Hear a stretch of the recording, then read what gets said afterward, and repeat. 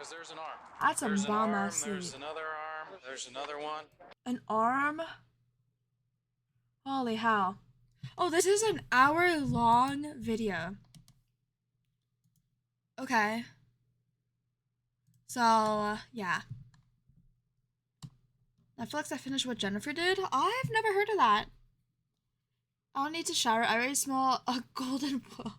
Yeah, I don't either. Even though my hair is like so messy. I need to dye it back because when like it's light brown, right? So you can like see how messy it is. But when it's like dark, like yeah, it's it like blends Parents in. have some concerns of some stuff they may have found in your room? Yeah, I believe so. And what would it be? How's the volume on this? I had downloaded oh, it's at 100. Oh, I could just up it. Okay. Yeah, because every time I open up like Instagram, like the Reels or TikTok, like those are extremely loud. I was like, I have to fix that. And I was like, I don't want to just like lower Chrome down, you know? And then have to fix it all the time. I think this extension does like certain sites, I guess. Hello. Hello, Extreme. A human head and hands. Monka. So parents discover their teen's horrifying secret. I'm guessing he's a fucking psycho serial killer and fucking fetishes all of it. I mean, I feel like any serial killer does. Yeah. Especially if like Let's just watch. Hi, Cookie. 911 is John. What's the address emergency? Watch while I get ready. An emergency. I found something in my son's Okay. Thank you for the follow. It's a what? I think it's a human head. On March 1st, 2021, police at Grand you, Junction, Extreme. Colorado received this chilling 911 call. A mother has just discovered a disturbing trying to move my secret camera. hidden within her son's closet. Even more terrifying, he's currently just outside the house while she makes this call for help. Why do you think it's that? Because it looks like it. I saw an ear. Is it bloody or does it like anything like that? Back. Welcome back. We're watching Take a picture. We're watching crime videos. This one's an hour long. Hopefully it's good, and then we'll watch the full video. But I wanted to play something while I get ready, so you guys don't get bored of just makeup. Send it to you. It just started though. The dispatcher got the tries to burger. get as much Send the information pig. as possible to make sense of this shocking call and give officers an idea of what they might be walking into. Is your son there now? He just pulled up. We wanted to make sure he was here before we called. How old is he? 19. He's had a little bit of a fascination with the morbid, but he was channeling it, I thought, into becoming a crime scene investigator, but not so much. Do you think he's going to be cooperative with us? I don't know. I don't think he'll be violent. Just came back from his friend's house. Does he have any weapons in his room, or do you guys have any in the house? I don't know. I think that he has a shotgun, but we can certainly remove it immediately before he gets in his room. He's out by the car now, so. Is the bag still in You the guys closet? here, right? No, it's in my kitchen sink. And there's a secondary bag that I have not opened. It's currently covered with a towel. And there's a second bag? Imagine There's a you guys second walking bag, I in don't know on your what's in kid's it. I didn't room open it. and you find I'm that. sorry. Did he take the second bag out of the closet? I took the second Just a bag long out of the burger? closet and put it in the sink. Where's Brian now? I think he's still out front. And you're in the backyard now? I am, yes, because I don't want him to hear I could do me. both, Choco. Despite I'm the horrifying listening. nature of this call, police could not have anticipated the twisted tale of violence they were about to embark on. Nor did they have any idea just how shocking the motive behind the inexplicable horror would be. One day prior to responding to this harrowing incident, the emergency services had attended to a rather unusual call at 2 a.m. on Sunday, February 28, They messed it 2021. up. 19-year-old Brian Cohey Jr. is having a bad night. As officers arrive at the Blue Heron boat ramp, they can scarcely believe their eyes.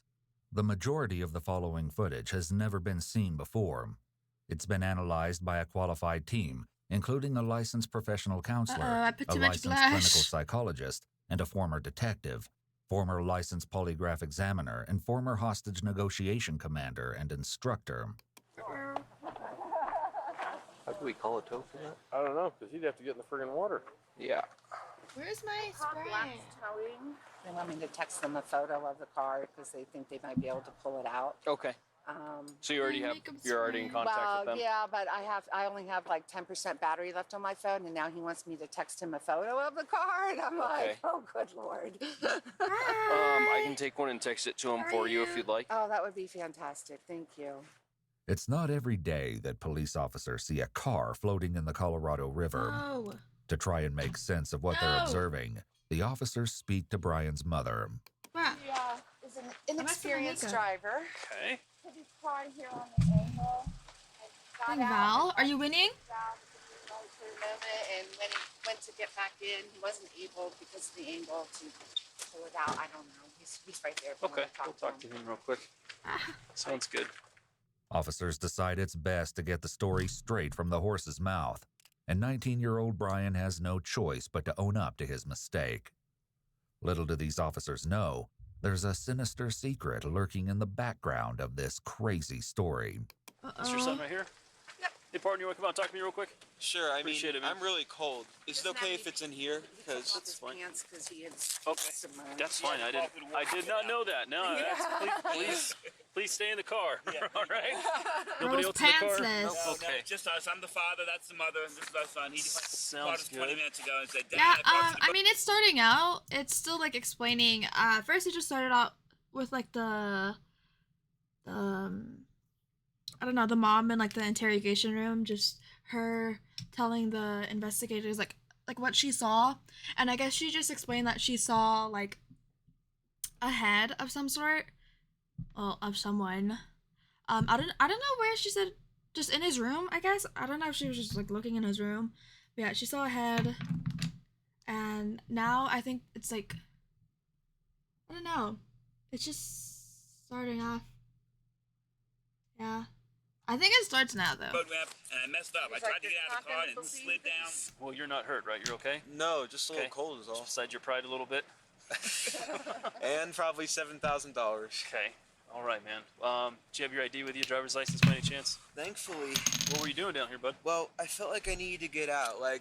and I figured, why not park here and just relax a little bit. relax and think. Okay. And I parked on the boat ramp, Okay. and I thought it would be easy to get out. Uh-huh. But when I tried to, Where I did put you it- park exactly? Were you down the hill a little Oh, bit? yeah, just a little bit.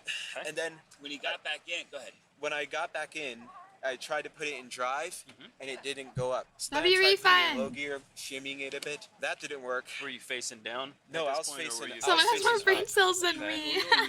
You back down? Yeah. That's a really good Because idea. that's- It's a predicament so ridiculous that the responding officers can't help but laugh. Good How ideas. we're gonna handle this, man? 'Cause I don't It know. might stay. Do I get a tow going? Eyeliner A car in the time. river and see if anybody will take this? I'm gonna work on that. I don't brother. know, man. So I'm kind of glad you were coming down here because I was like, it's not a crash. He just Dude, it's like Parked 8 feet it. out in the water. he parked it and basically couldn't get it up. It just lost traction, looks like, and then he actually went in it down in the water. He's not hurt at all, so I'm like, how are you gonna get this car out if possible? He drove in the water. The officers are convinced that this is a teenager's mishap. It will be some time before they begin to suspect that there's anything more to this story than what they've been told. We're gonna get some options for you here, man. I'm not sure exactly if we're gonna see if we can go You through the list. If lying. anybody's got some ideas on getting this car out of here, or not. I don't know. I don't she's talking seen to a somebody whole lot now. of We've cars called that everybody have put themselves in that situation. So we're I gonna know.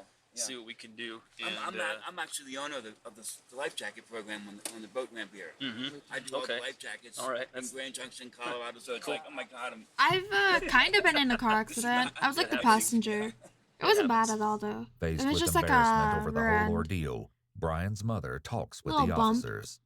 Yeah, we made him wait till he was almost 18 before he got his driver's license because we didn't want him having any accidents like they do when they're 16 and 17 and Gotcha. doing stupid things. But stupid is you What just the hell? cover the instrument, I guess. Yeah. Not gonna lie, this is my first time too. Really? It's a new one for me. What's that? So I've never seen one of these either. So it's a new one for me. On my website, backing up when people back up their boats, I see accidents when a truck goes accidentally in the water. Mm-hmm. Next thing you know, the boat and the truck's in the water. But Lost him. Just let me know if he does. That way, if not, we can try and get hold of a tow truck and Okay. go from there. No, it's at an angle. It's heading upriver. It's facing upriver. Yeah. Yes, the front of it is facing upriver. Oh, damn it. I'm sorry.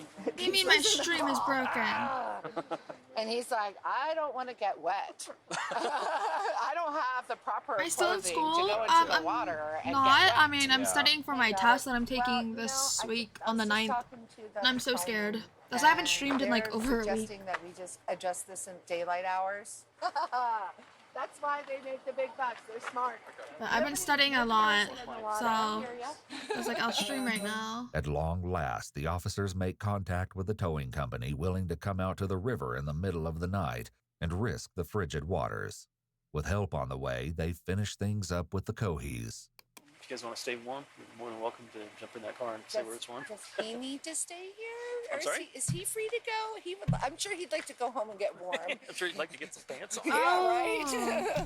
Yeah, it's not a crash. Yeah, the redeems don't work. Okay. Sorry. It's just a stupid ass. I forgot to add that in.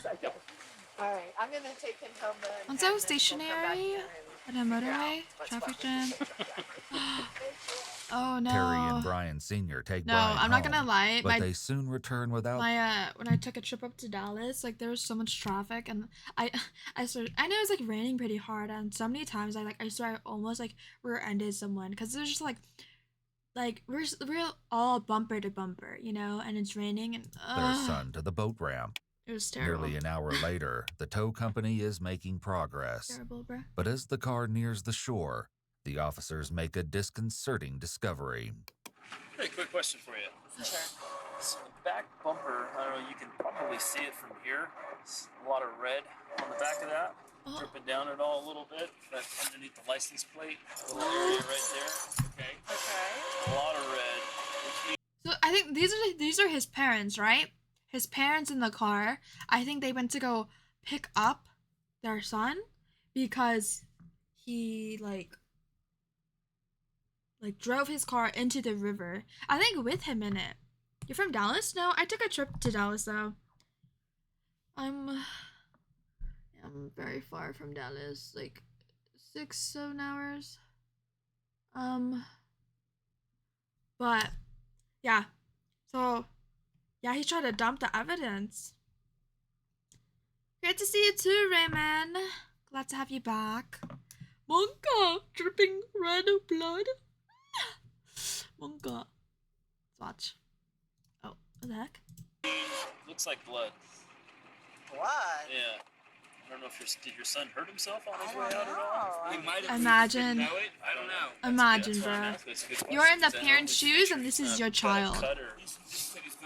Something out on him somewhere that he's not aware of, maybe because. And they just let him A go. little high. Maybe just have him do like a self-check, make sure he's okay. Hello?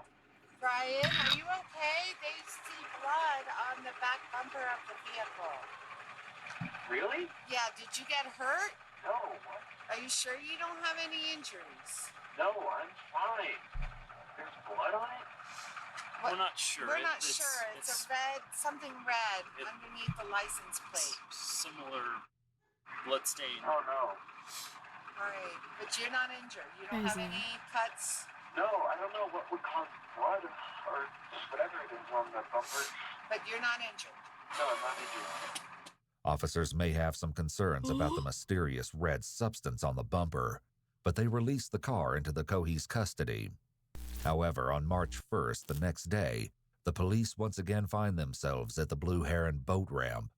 A homeless man by the name of Warren Barnes has been reported missing. Officers speak to the woman who called in the report. How do you know Warren? I own Monique's Bridal downtown, and I give him a chair to sit and read his books. When was the last time you saw him? Saturday. He had a head in 5 his o'clock. wardrobe? I said I'll see. Is that what it said in the beginning? I didn't hear where the mom found the head. But she did say that she found like a chopped off head. Nearly rear-ended an RV? Oh my gosh. Yeah, no, the rain like bumper to bumper like on the freeway was kind of like hard to like drive in. Yeah. Tomorrow, This is Warren crazy. was like, okay, meaning he planned on coming down. Enjoy on your Saturday, burger. And then he did not show up. So I'm thinking if they saw him Saturday, maybe Makeup. it happened more up there because it's weird. He would never come down here. He would never come all the So way he down. doesn't Makeup have a done. camp down here or anything? No, he worked for People Ready, and someone found the wallet and called People Ready this morning, and they said that everything looked like it was in there because he doesn't have much. And I just gave him $20 for Don't do beer, that to so I me. know that he had maybe a couple bucks. So they found his wallet just down here at the boat Yep. ramp. Monique Lunati has forged a special friendship with Warren over the years. So why did you? What raised concern with you today to report him missing? Because the place People Ready called to see if I had seen him because he didn't show up for work, and he's never once not shown up for work in the 4 years he's been working for them. I'm not sure if So this I is the said same no, story. and I haven't seen him since Saturday. I don't know. No. No, she's never seen or heard of him being down here. Never That's why. misses work, That's and why then- I'm freaked out because there's no way he walked all the way down here in his wallet. Just So, in how many years? Did he 4 work years. for? Yeah, that's as long as I've known him. Officers soon find that Monique is not alone in her concerns about the missing Warren Barnes. He literally shows up every morning, every day without fail, like at 6 o'clock, sometimes a little sooner. And we always let him in before the customers. We give him free coffee. He's the nicest old man ever. Do you Or his talk to him boss? at All the time. He So goes, every morning. No, it's because around he's a homeless. So I guess this is like the people from the shelter, and they're just saying like they reported him missing because he like always shows up on time, and yeah. So yeah, they reported him missing, and yeah. And I don't know why they're here though. Why they ended up here? I think the cops might have found something of his. Oh, his wallet. They said that they found his wallet. I'm not sure if the detectives or the workers from the homeless shelter found his wallet, but they're like, there's no way he would have walked this far. So now they're getting suspicious on how he got here, you know? 6. yeah. Without fail. Without fail. And he's the nicest guy ever. Rough looking, but he is the nicest guy. Monique gives That's so officers a sad. photograph of Warren in the hopes that it'll help with their search. So that's the only picture you have of him. That's the only one I have, and that's from June of 2019. He does look so like he's a little bit sweet thinner. dude. Okay. So who found his wallet down here? The lady from the place said that it was whoever runs the life jacket thingy. I'm actually the owner of the life jacket program on the boat ramp here.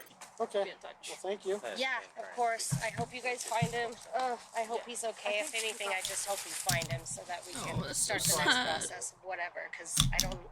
Hi, I just have a Redman. really bad feeling. Monique's tone doesn't convey much hope, and with only an old photograph, police have very little to go on. However, things are transpiring across town. As it turns Are out, you? it was indeed Brian Cohey's father who called about the wallet. He found it in the most unlikely place, the now recovered Ford 500 that his son accidentally sank in the river. With her suspicions raised, Accidentally. Brian's mother goes into his Remember bedroom that. to investigate.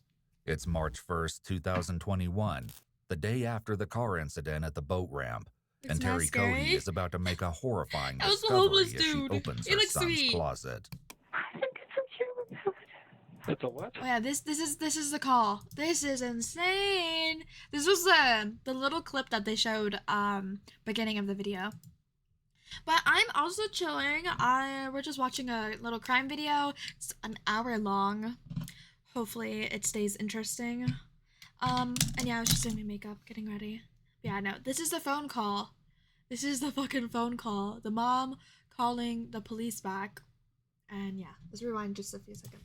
Opens her the boat ramp, and Terry Cohey is about to The make a mom. horrifying discovery as she opens her Oh, son's God. closet. I think it's a human head. It's a what? I think it's a human head. Why do you think it's that? Because it looks like it's all an ear. Shocked and terrified by what she's found in her son's closet, Terry Cohey nonetheless has the presence of mind to keep Brian in the dark while she gets police to her address. Deputies Get from the Mesa him County outta Sheriff's Office here. arrive at Brian's Ahead. address, wisely leaving their sirens off as they approach. This could have frightened the I got young makeup on my suspect, mouse pad. and it's important to keep him calm for the initial interaction. Oh shit. What's going on, man? Sorry. The deputy makes contact with Brian using a friendly, disarming greeting, which goes further to establish an atmosphere of calm. Of course, at the same time, the deputy is certainly scanning the area for any potential threats, as well as making sure that Brian has his hands where he can see them. Cooperate. I am gonna cooperate. Okay, so parents have some concerns of some stuff they may have found in your room? Yeah, I believe so. And what would it be? A human head and hands. Do you have anything on you that's gonna cut, poke, hurt, stick me anything without reaching for nothing? Don't reach. What the heck? He knew he was gonna be on these videos. He wanted that shit to sound so good. Oh my god. That is no. Reach for nothing. A human head and hands. Do you have anything on you that's gonna cut, poke, hurt, stick me anything without reaching for nothing? Don't reach for nothing. My phone and my wallet. That's okay. it. Well, I'm gonna have you face that way. Put your hands on top of your head for me real quick. I just want to make sure you interlace your fingers for me real quick, all right? God, bruh. It's important that the deputy only ask enough questions to figure out So exactly what is going on at casually. the scene. And while this is not the kind of encounter that even a veteran police officer would be accustomed to, it's Brian's parents who must slowly absorb the shock of their son's admission. I'm gonna have say you like walk a- over here. You're gonna sit in the back of my partner's patrol car for a minute, okay? Not yet. Okay. Just sit back there and hang out for me, okay? Can you walk me inside, please? Let's walk you all through this. What happened in the very beginning. A head and feet. Let me do it. You go inside. Well, let's stay out here with me for a minute. Sit down. Come on, sit down, baby. I would be Can I go in throwing there and up. verify here Oh, first? yeah, please. Let me We go haven't through seen that. it. Yeah, we haven't looked at it. It's under the towel in the sink. Okay. Oh my god. I would not be able to sleep. Just make sure that guy goes in the car first. I can say, yeah, you can go in the sink, right? Well, The yeah, sink okay. right there. No, Yeah. Yeah. House is empty. Okay. Had a bag feeling about what happened this weekend. And she said there's a bag in this closet, and she opened it up, and she called me and said, get over here right now. The deputy correctly asks for permission to enter the house so that he can confirm the grim contents of the kitchen sink. Trying to fix my hair. Okay.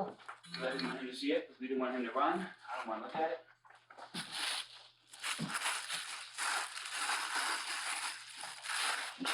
Yep. Just sit back there and hang out for me, okay? How are you? I'm good, sir. How are you? You said your name's Brian? Yeah, I can't. I'm not feeling too well. You're not feeling too well? All right. No, these past few days I've been Imagine very, what very the anxious. fucking That's mom understandable. feels. So what we're And gonna the have you do dad. here is I'm just gonna have you sit in the back here, okay? I'm gonna turn on the air for you in a second. That way you're not too hot. Are you a hot-blooded or cold-blooded kind of guy? I am very cold-blooded. I prefer cold. Well, no, actually, sorry, hot-blooded. Hot-blooded. So you prefer the cold? Okay, fantastic. All right. So hop in here. I know you're tall, so it's a little bit of a tight squeeze, but like I said, I need to go pee, chat. Sorry about that. All right. Injunction's been quite violent lately. I'll be right back. I'll leave The the officer video. has no response to this observation. How you holding up, Brian? Okay. A bit thirsty? You guys have any water in your home? I can't make any guarantees we're going to be able to go in and get some, but I will get some water to you as soon as I can, okay? All right, Brian. We're headed to the sheriff's office, and your family's going to go with us, okay? She also doesn't respond on the way to the sheriff's office when Brian casually makes another chilling remark. It's under this bridge. Okay, Brian. Thank you. No problem, sir. So walk with me. We're going to walk right this way, okay? You're fine with me not being in cuffs. I'm fine with you not being in cuffs. Okay, thank you. All right, Brian. Open this door for me, please. Just walk forward for me, Brian. Oh, I should have a mask. You're okay. Don't worry about it, okay? Keep on walking. Keep going. Take another left. Hard left. Right here. Right here. Sorry. All right. So have a seat, and we'll be with you in a moment, okay? Thanks, Brian. With Brian situated in the interrogation room, investigators speak with his parents to find out what happened that harrowing morning. And right here.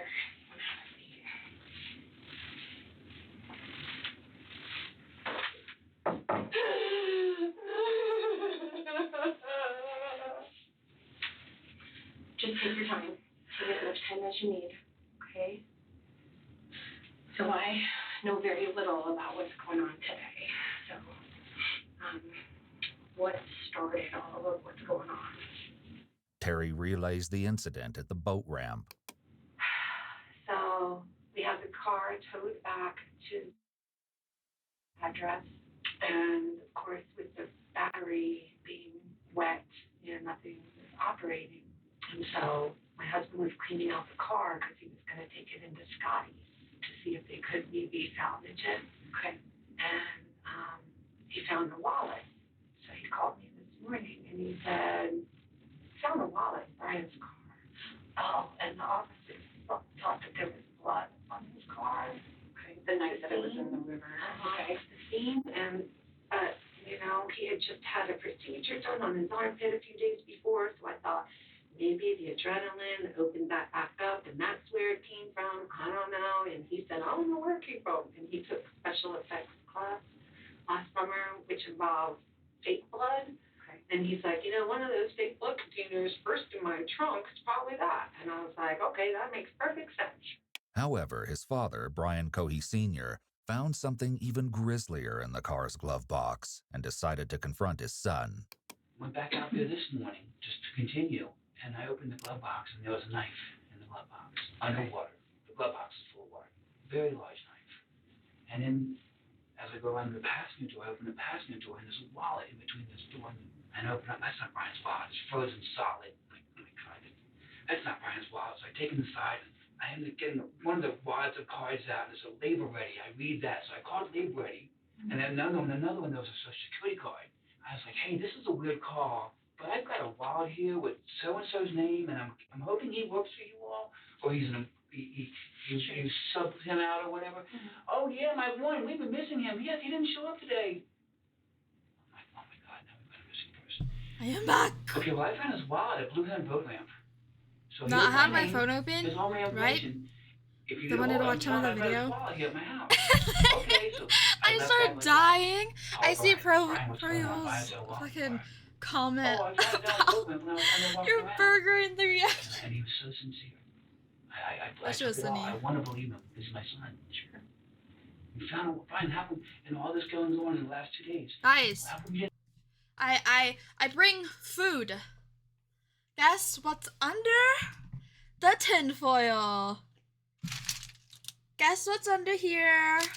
Whoever guesses it right gets $1. Come on, $1. Who wants $1? What else I miss? These videos are creepy. Yeah, fucking psycho killers. Ooh, a haunted house. Ba-da-ba-ba-ba. Yeah, some haunted videos or haunted house videos can be fake. Yeah, for content. Adobo, balut, chicken and rice, balut. I wish it was balut. I mean, it is eggs. I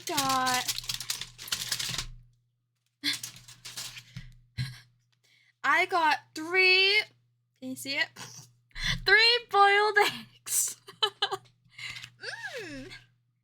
Scrumptious. 3 boiled delicious eggs.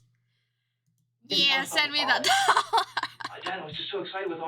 Oh yeah, the store. Hold up. Calm your biddies, bruh. Oh wait, this isn't it. Calm your biddies. Where is it? Oh, here. Yeah, nice. Calm the freaking biddies.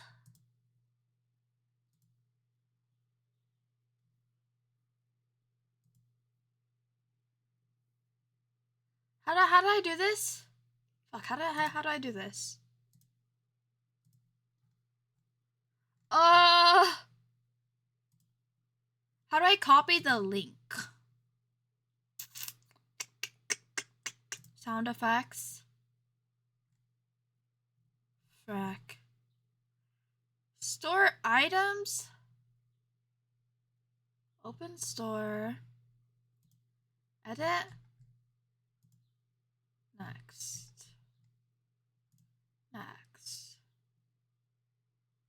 Save.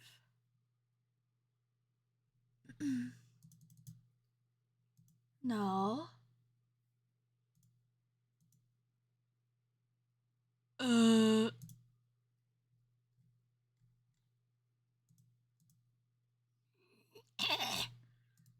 What the fuck? How do I fix this? Are you flipping kidding me?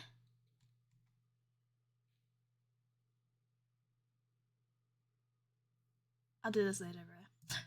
All the goings on, my car getting towed, look at this wet now, it won't start. I just didn't think about it. I didn't think it was important.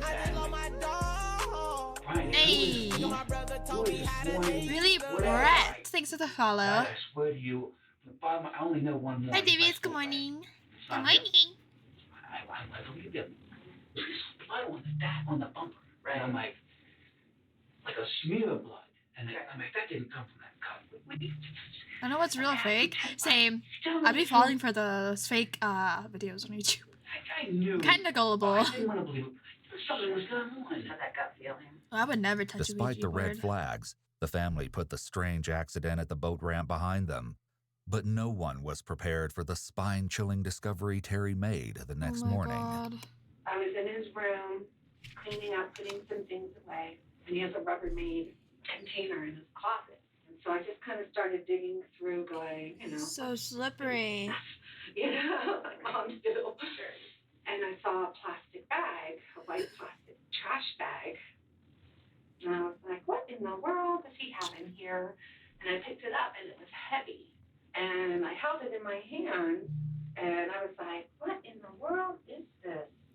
What in the world? Is it like maggots covering something? Or, I don't know. I better take it in the sink. So I carried it out to the sink, and it was double bagged. So I ripped open one bag, and I saw old blood. Okay. And I went, Oh. I ripped open the second bag. Poor mom.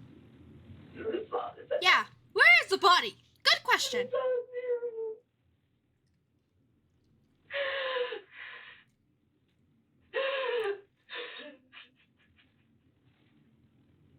Egg.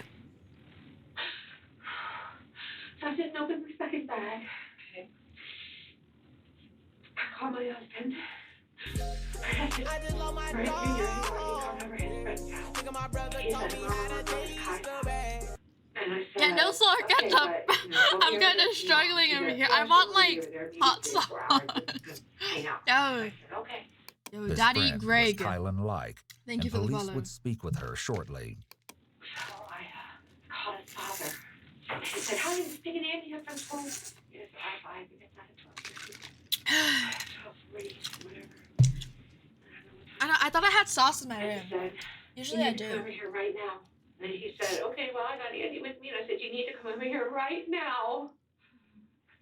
Thanks He for said, everything, okay, I'll guys. be there in a few minutes. And he No. hung up. I don't think so. Kylan Like's mother, Heather Gale, recalled what she saw after Brian ended the call.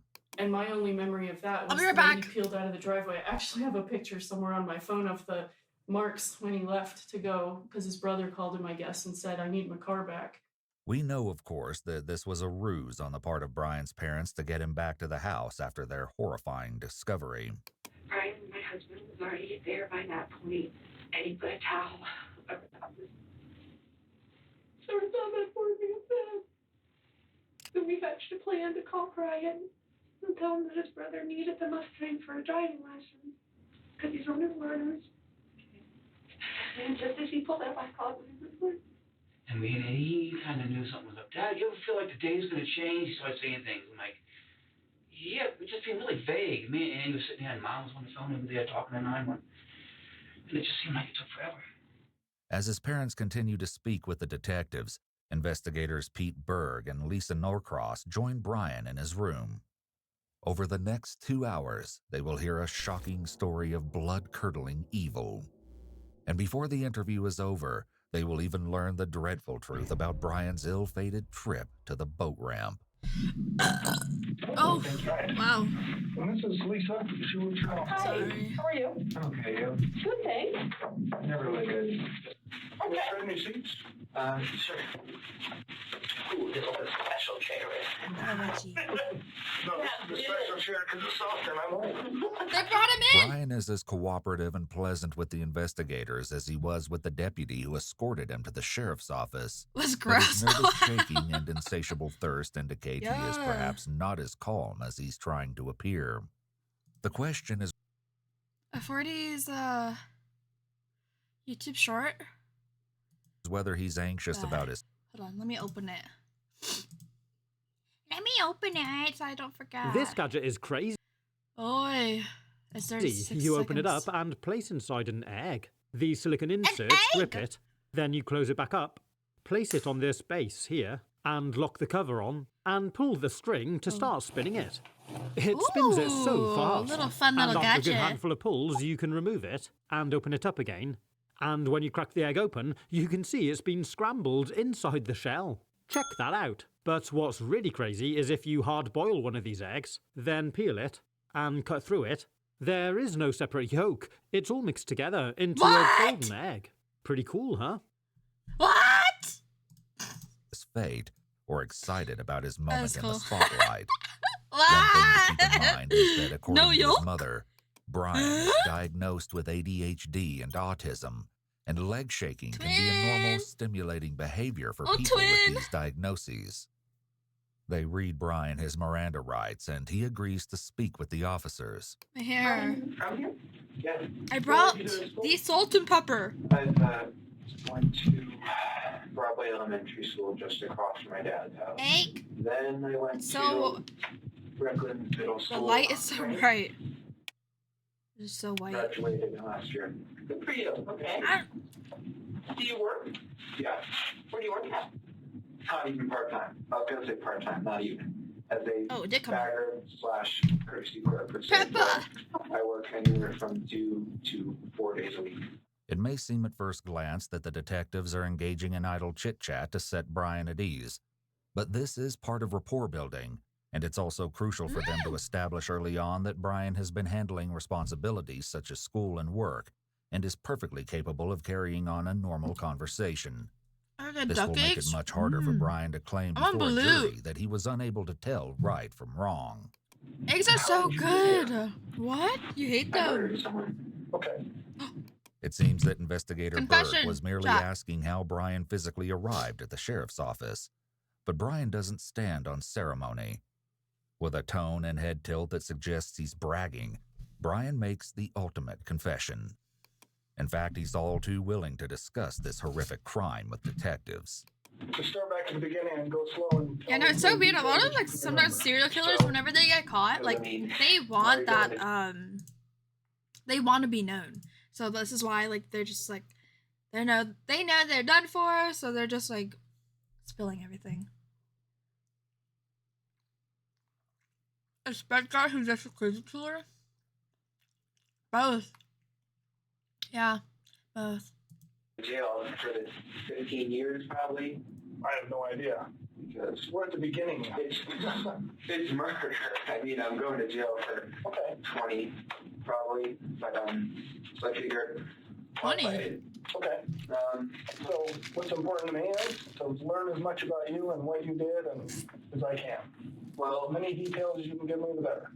Brian's polite exterior only adds to the surreal depravity of his confession. He's somewhat of a unique suspect. Yeah, it was the night of February 27th. It was a full moon. And I figured, full I moon? didn't do so well, why not try it out? I am in a bad state of mind at that time. I have major depressive Peppa disorder, tip. so I am not thinking, shall I say, positively. Okay. And I'm cruising around for an hour and a half. So I fill up on gas halfway through, and I'm eventually driving underneath the bridge near the sheriff's office. I'm bad with words. I'm just. By the way, I'm a habitual late shaker. I have a question. You send people who have committed crimes like Wait, me, what's the birthday we stay thing? in this county jail, or are we moved? It all depends on what the judge says. Brian maintains his spirit of cooperation, but he's clearly concerned about what happens after this How do interview you hold is a over. pen? It's interesting to note how he compares himself to others with the phrase, people who have committed crimes like me, almost as if he has joined an exclusive club. Yeah. So we were at the bridge. Yes, I was at the bridge. I was cruising. So, yeah, there was a road underneath, right? It, like, hurts, though, but I do switch it up. Hold on. Hold on. I need to get it.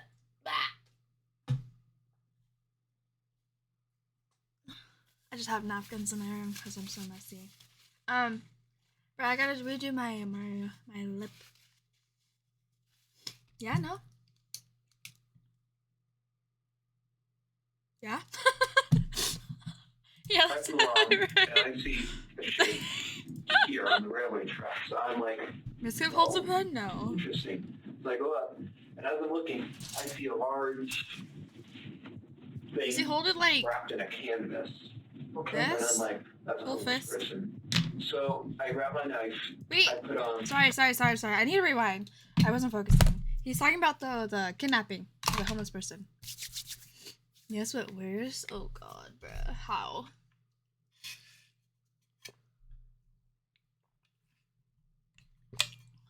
Let me rewind a bit. I'm sorry.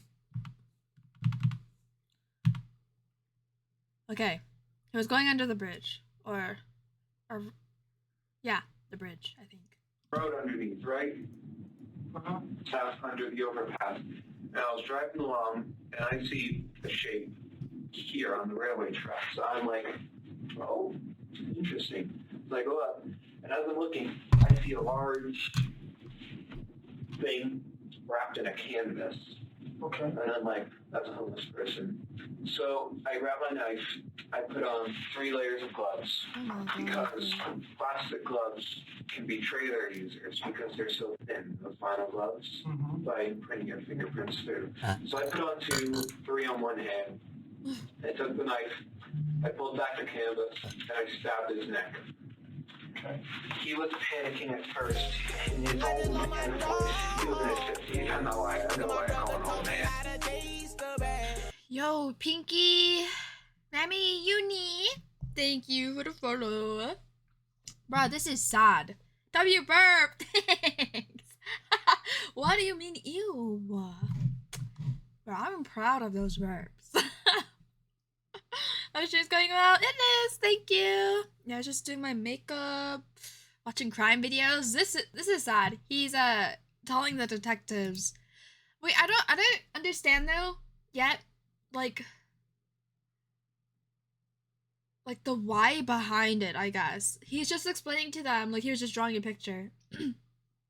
How he like found the homeless guy sleeping, apparently, I think. And he just like went up to him, stabbed his neck. That is so sad. You're supposed to be a lady.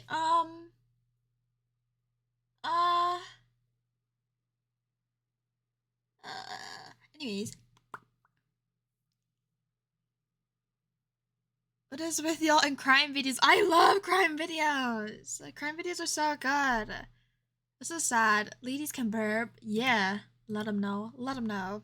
But yeah, no, I love crime videos. I love them. He was saying, what are you doing? What are you doing? Why? Ah! And I just kept on stabbing his neck. Is it okay if I do a demonstration? Oh, yeah. Oh my God. This is him. I was straddled on top of him like this. Okay. And he couldn't fight back. It was actually surprisingly easy. I was barely breaking a sweat. I thought, homeless guy, he's going to be tough. But no, it was actually surprisingly easy. That is so and sad. During the time, I was growling and making animalistic noises. At this point, there can be no doubt that Brian is excited to tell the investigators all about his horrific deed. Not only is he pleased to be holding court, I'm sorry, he's actually what? reliving the murder and relishing the memory, demonstrated by a smile. Right. As for any question of this crime being premeditated, Brian admits to having Murderous put on aura. 3 layers of gloves, which he already had with him.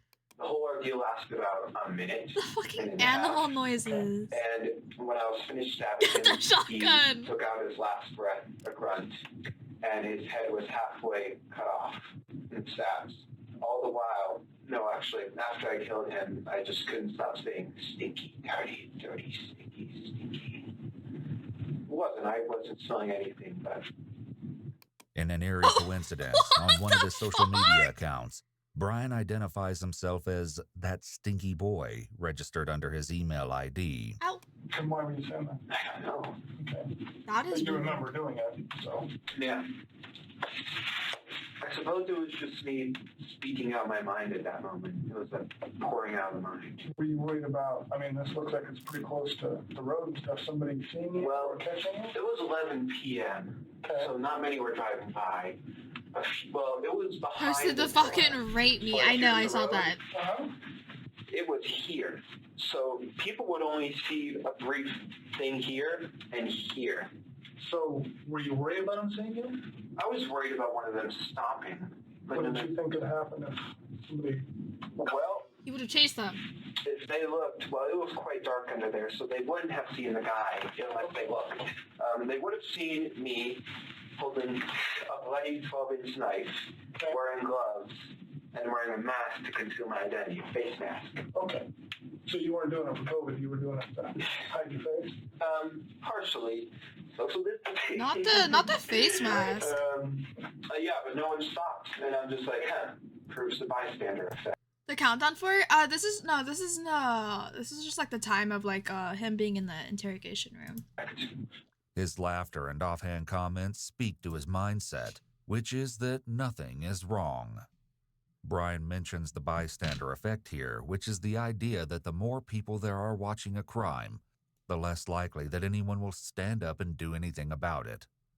There are a few different reasons behind this, but we know that it often occurs because people may be afraid that they'll be judged by the rest of the Wonder crowd what pushes if they step people in like first him to do do such something. things. Yeah, that's what I Ultimately, was people saying. I are was like, social creatures, I don't and the vast understand majority why of he did people it chose to yet. do whatever the I rest don't think of the they've crowd asked does. him. It's a rare person that I think steps like they're getting forward there. alone. Like they have like steps I to noticed this. you got a cut on your hand. Is that from... Oh, that was when I was doing gas, when I filled up. What happened was, because I don't want to be seen in a gas station with a knife poking out of my pocket, I put it in the car on the back seat floor.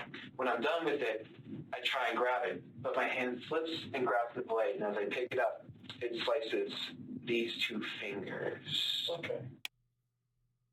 Here. And then, let's see. Yeah. And then after that, I stripped his clothes. I cut open his belly to see his guts. What? They're really pink. Sorry, that was morbid. One of the exceptional aspects of Brian's confession is the kidding. level of detail he provides. Together with What his casual the commentary and fuck? jokes, these details convey to investigators Hello? that Brian is being fully truthful about what he did. It's also worth noting that morbid humor has long been one of Brian's trademarks. What about other kids in the neighborhood or on the bus? He didn't really, he had a couple of friends that he's had since elementary, but he had a morbid sense of humor and would make jokes, and I'd say, Brian, that is not funny. He'd go, yeah, it is, Mom. You just don't get my sense of humor. In an interview with prosecutor There were Kylan signs. Light, who's known Brian since the 9th grade and whose house Brian was visiting just before his arrest, says that being provocative is a hallmark of his personality. When I first met him, he was very edgy, is the best way I can describe it. He loved to get a reaction out of people and say things that would make people have a double take. He wanted to go against the flow. His jokes were always in the realm of dark humor. Very rarely did he make jokes that weren't somehow relating to death or violence or destruction or breaking the law or just basically just humor that is considered dark humor. And I know a couple of people dark humor personally people. who just hated him no. because that's kind of how he is. You either They think it's blend in hilarious too or you well. hate it. And that's the people who think it was hilarious was a small percentage of people that unfortunately and embarrassingly included myself. And my very best friend of high school, Emily, was someone who hated him. And, she's a bigger girl, and he would call her fat and call her pig and call anybody who looked like that things along the same line. Like, just The hell? spiteful, I guess. Just I trying can. to, like I said, get a rise out of people. Kylan Like is not the only one who noticed Brian's love of sick humor.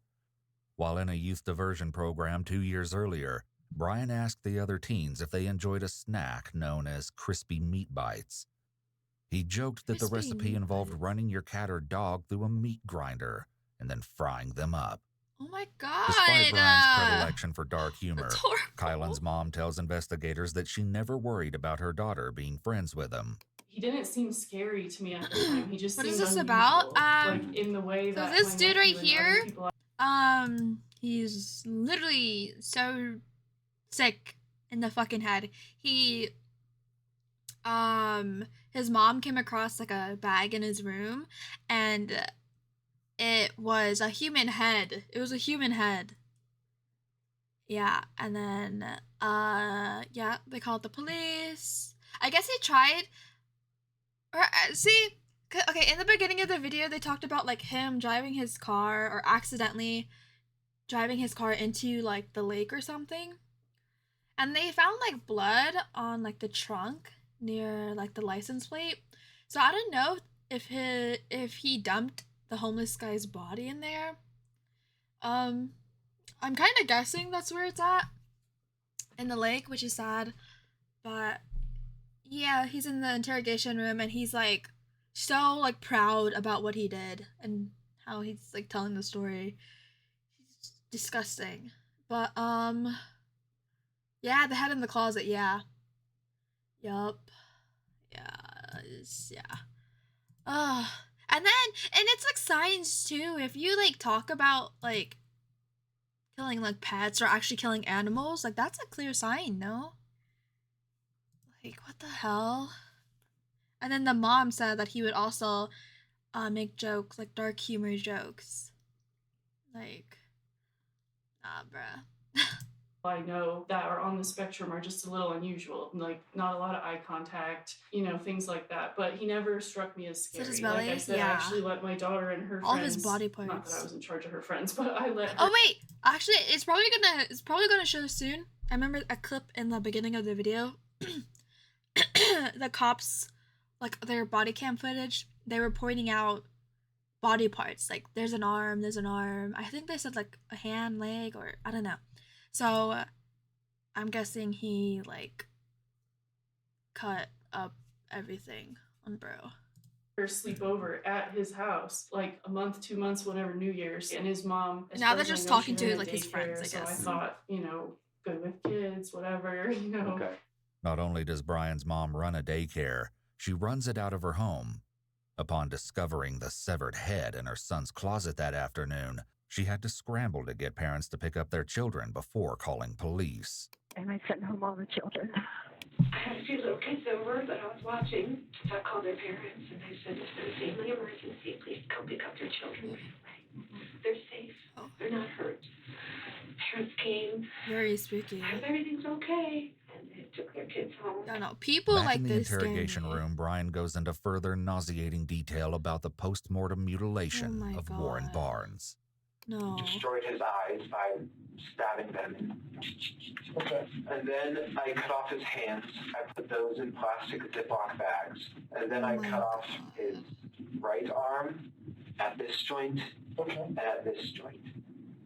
And then at this arm, I tried cutting it here, and then I tried cutting it here. But what happened was I accidentally broke his bone. This one, it was poking out. And so I left that one here, partially cut, dismembered here, bone sticking out. Hi, And AJ. then I left his body there. And then I took the head, put it in a leftover pizza box from the dinner a few nights ago. And then I took the hands, put them in the back, drove home, hid the hands and head in my room, cleaned the knife, threw away the garbage with the blood on it, and then put the blood stained, wasn't stained, it had splatters on it. I put it in the dish, in the He is a washing psychopath. machine. What did you put in there? Do you think as a parent finding this, I'd be so sick. In the washing, yeah, I was wearing. Okay. In the washing machine. I can't put it on imagine high what speed, they're so it wouldn't feeling. effectively remove the blood. Washed it twice. You'll notice again that not only is Brian's level of footages. detail remarkable and disturbing, he talks about the steps he took to avoid getting caught. These will undoubtedly be important elements to any eventual prosecution as it goes to establishing This his is state like- of mind. Like the questions that come to like I don't know, what I'm just thinking is like, is this his first time doing this, or has he done something like this before, or like has he been planning to do this? I still don't get why because he said he was just driving, and then I'm guessing he planned it because he had a knife on him, he didn't like kidnap him and then kill him, you know, he was driving, saw a homeless person, and he was like, yeah, this is my chance. This is what I'm gonna do. And yeah, like, why? Oh, I don't get this. I can back up just so I don't lose track of where my mind is. Yeah, I know. He's So different. you He's cut different than the open, average cut his fucking arms off, killers. his hands off, all that before you went home? Yeah, before I went home, I tossed the armpits around. Like, I took the right armpit, threw it out, took the left armpit, threw it Done out. it more than once, probably. Yeah, but look in a... I wouldn't be surprised that he 'cause I know has killed crime like scenes can be a very wide animals, area. You're dogs, going to want cats. to look in a 10-foot area. So like, this is a zoom in. So here's the road. Is this just a wall that he's drawing on, or is there a whiteboard? You're going. His corpse is here. He's just drawing The on the interview wall. continues to get more and more bizarre. In addition to reliving the mutilation in full pantomime, Brian enthusiastically goes over the dimensions and location of the crime scene, as if he's a police Yeah, he was so lieutenant happy giving a telling the briefing to story. his Like, officers. he was calm. Oh, and like, too, you missed it. But when the mom called, like, the cops to come over, and then the cops asked him, was like, yeah, your mom had found some things in your room. Like, can you tell us, like, I don't know, like, what she found? And he said it so casually, like, a human head and hands. And it was like, what the hell? Like, it was funny. I'll probably go over it later, but he sounded like a villain, bruh. I was like, ain't no way. No use trying to deceive on. So that's north, and you threw. What all did you throw while you were there? I mean, how many pieces am I looking for? There are 2 pieces of arm. Oh my god. You This scared me. section and this section, just in this general area. I couldn't say where they are. Armed with information they've been fed from the interrogation, police officers descend on the area. There they find a scene that will no doubt haunt them for the rest of their lives. God. It's right here. Yeah. Because there's an arm. Hey. The female cop starts to laugh when she sees an arm. It's unfortunate that the family and the court will hear this. There's an arm, there's another arm.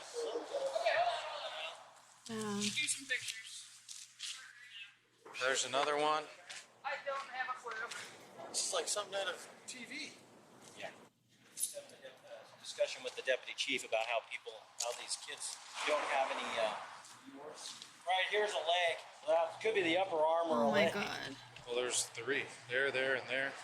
Pieces down there. I mean, if we can get the lab out here, that would be the best thing. Get forensics on. Sick. Yeah, it is crazy. As police officers less than half a mile away take measure of the bleak crime scene under the bridge, Detective Norcross probes more deeply into the whereabouts of the rest of Warren Barnes' remains. You took, was it the head and the hands? And what did you put them in? Well, there's a 3 rule for bodies. I like to call it the 3 rule. Okay, tell me about that. 3 days, the body starts to stink. No, 3 hours, rigor mortis sets in. The body stiffens. 3 days, the body starts to stink because of decomposition. 3 weeks, the body is starting to seriously The decompose. way that he's like Okay, studied 3 this, you months, know? The body is unrecognizable. 3 years, it turns into a skeleton. And may I ask how you know that? I've always had a fascination with forensics and with anatomy and physiology. That's something I made up. So that's something I don't want to sound like I'm inventing something. But that's why I coined the 3 rule. You kind of remember it that way. Yeah. That's your way of remembering. Is it accurate? Well, somewhat. So, This segment He is fascinating smiles, for a what? number of reasons, not the least of which is the remarkable display of skill on the part of hell? Detective Norcross, who makes Brian feel as though she's mesmerized by his account of the 3 rule. She gives him a moment of validation at the end, and Brian's satisfaction is obvious. His ego is stroked and he feels that he's earned the approval of the He detectives. looked like he skinned his parents for taking his Xbox. He probably would, like. The head, I put, because it was starting to stink, I was planning on throwing the head and hands away. Not in the trash bag, not in the kitchen trash. But they were both in trash bags. The head was in a trash bag, I hide up the trash bag. Hands, I put in a trash This bag is home as from well. work. Hey, how was work? And I was planning, do they sell empty paint buckets? I was planning to buy an empty paint bucket, put the head in it, seal it, and then I was going to throw it off in some dish. The hands I would throw in a different Have you seen the Humble Bundle lately? I just want to make sure I have it right. I have actually. It was. Unless it's updated. Okay. In the kitchen sink. My parents searched through my room and they found the head and This hands. guy the next Jeffrey? No, I don't know if this is his first like murder, but like I don't know. The way he's explaining it, he's like worse than Jeffrey. He is worse, bruh. So sick. Hands in the kitchen sink now? Yeah, he probably kills animals. So they're in the kitchen sink It's so now. sad. I don't even think about that. But they were in my closet.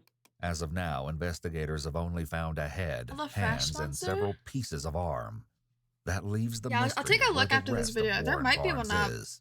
What exact kind of trash? Yeah, I think HelloFresh might be better than the Factor because HelloFresh is cooking. I could cook it on stream. Put in a trash can. Yeah. And then what about the hands? They were inside Ziplocs, you said.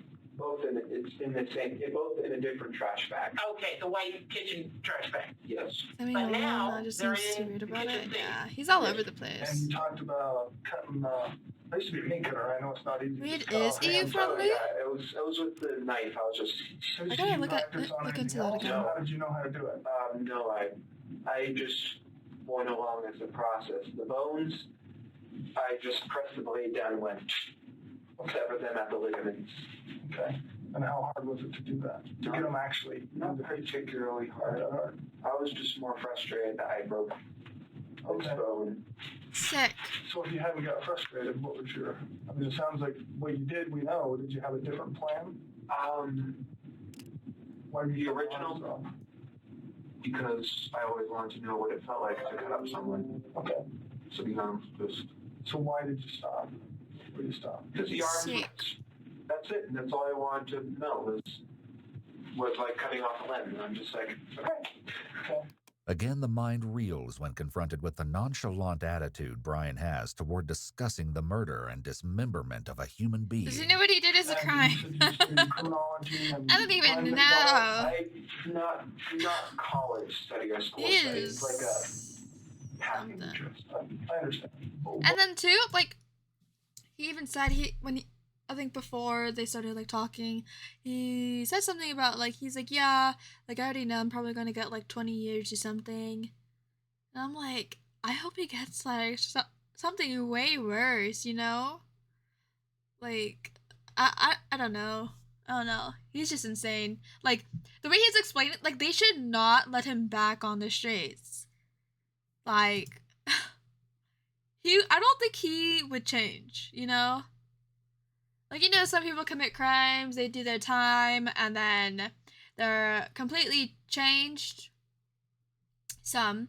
But yeah, no, how he's explaining this and just fantasizing about it, like, they should all decide, because I'm pretty sure they're gonna play, like, these videos in court, right?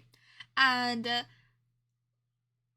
like, they should all decide he should not be let back out. It should definitely be life. About like leaving evidence behind or caught? Nonchalant is a fancy word. I should remember. Tell me about that and what you did there. Well, I was figuring the police don't. This is not to be taken offense, but police, they don't seem to care as much about high-risk individuals, homeless people, prostitutes, etc. So I was deliberately looking for someone who lived that type of life. Okay. I feel like any serial killers do. The original goal was Look just for them. leave him there. But I was worried about the fibers on the outfit I was wearing that would be on his clothes and stuff. So I deliberately messed up the clothes. This is an outstanding amount of premeditation for a youth offender. It's a shocking amount for anyone, but particularly because of his age. His executive functioning is years from being developed, and yet he's thought so much of this through. It's chilling to think what he may have been capable of had he not been caught. Brian remains engaged, casual, and even jovial as he describes his mindset on the night of the murder. His detailed concerns about getting caught will make it very difficult for his lawyers to mount an effective insanity defense. According to Kylan Like's mother, Heather Gale, this isn't the first time that Brian talked about choosing a victim on the outskirts of society. My God, he actually has like Anything else serial you've- killer even eyes. Things you've heard from Kylan come to mind? She told me that he had mentioned that he was going to kill a homeless person. Fine. How are you? I'm because doing good. Nobody would miss them, and he I've could been get away busy, with that's it. why I haven't streamed. Yet once in an interview, I miss streaming though. Kylan I miss tells chatting. a different story. He never talked to me about wanting to kill a homeless person specifically, but he definitely We're talked watching to me a this lot crime about, video. like, killing. And I was This actually dude's insane. He killed a homeless person. I don't know. It's just there's like so much more to this story though. Like the way he just explains how he killed them. He does like demonstrations and how like he cut off like all the body parts. You know, cut open his stomach, and he's just crazy.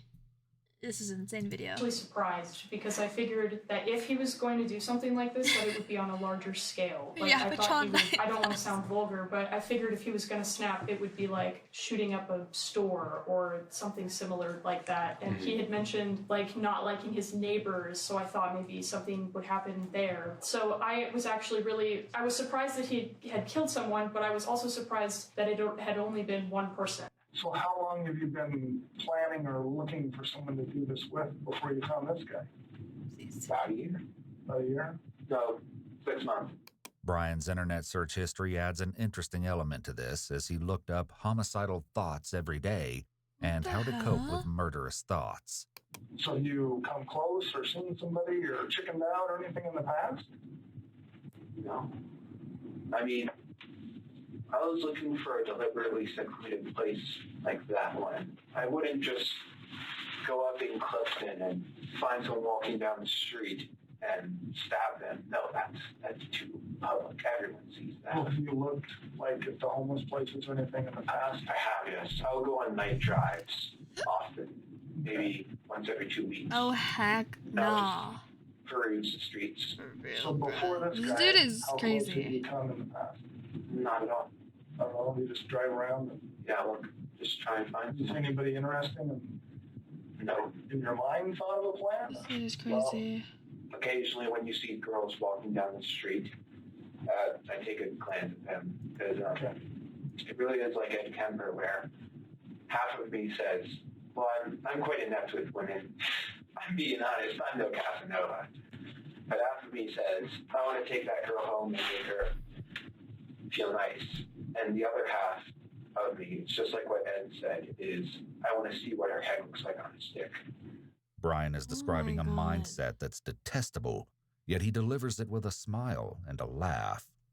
His obvious excitement in describing both his mindset and the murder raises questions about his psychological history. He's As insane. well, another internet search Brian made reveals that he may have considered other sickening plans as well, as he searched for how do people react to a home invasion. However grisly Brian's sense of humor might seem, it's again worth noting that it's a trait his friends are familiar with. One of Brian's friends, Patrick Rahor, spoke with police. Our whole friend group was like really weird. We were like all of those. We're just a group of people like didn't really fit anywhere else and ended up like fighting each other at different points throughout school. We were just all kind of weird. Imagine together. being close to someone like this and you just never knew. Anything that like seemed You weird, know? I just kind of like. Like they were just so oblivious to like him being this crazy. However, even his friend must admit that Brian was different. Our friend group would joke about if there was one of us that would like be a killer, it would be him, but it was like meant as a joke and only as a joke. I don't think any of us actually thought that something like that would or could happen. If his friends thought this, was there a chance that his parents did too? Tell me about Brian. Does he have any kind of mental issues or disabilities? We were told he had ADHD. Okay, so we put him on ADHD medicine. He didn't get it during the summer. I feel like it's somewhat harder for the parents, I guess, because you just don't want to think that, you know, the kid is like that. Saying things to get kids riled up and thinking Like it's just a phase. And then he switched to Fruita High School. He did okay in 9th grade, 10th grade. He got in a lot of trouble. I've been in that situation before and found out like a few months later. Grade, we had a big Oh my meeting, God. and they said, Well, luckily it was nothing like this. That's good. so we put him in R5. That's good. We took him and did some testing for ADHD and whatnot through Division of Rehab. And the doctor had said, yes, he's autistic. Yes, he's and there's some indication that he should get further testing because Nylax. Thank you so much for the follow. And I asked about referrals and calls, and nobody in town would see him. My hair's pissing me He's off. Doing good. You know, he graduated high school. He works at Safeway, and he's been working there for a year in August. And he's there part time. And he said he's not taking his medication, or is he on medications now? He's on ADHD medicine. Okay. That he takes before work. I need to wash my hair again. Part-time job, and he takes sertraline, which is an anti-anxiety, antidepressant. Okay. So he's been diagnosed. And to the best of your knowledge, is he actually taking them? Like, do you watch him take them? I don't watch him take them, but I have the alarm set. And every day he sends me out and I say, Brian, take your medicine. And he says, I know, I am. And I used to then spend like so much money on like extra large clothing. The brand. It's just expensive. Sides of a serial killer. Violent video games of Val. Enjoying scary and gory movies. Pouring salt on slugs. Watching true crime. What? Oh my god. Who would do that? Oh god. Keeping vomit under the dust too? You are. Okay. No. Okay. Listen. I don't do that anymore. I did that when I was younger, when I was a kid. Okay? I remember I was just like bored. No, I swear. I swear I don't do any of that anymore. Bro! I also, yeah. Okay. Can a slug not eat salt? You asshole! I'm sorry! Trust me, if I could go back in time and not do it, I would. Poor snails. Yeah, there's snails. Snails, located that was yo! You're the fucking asshole.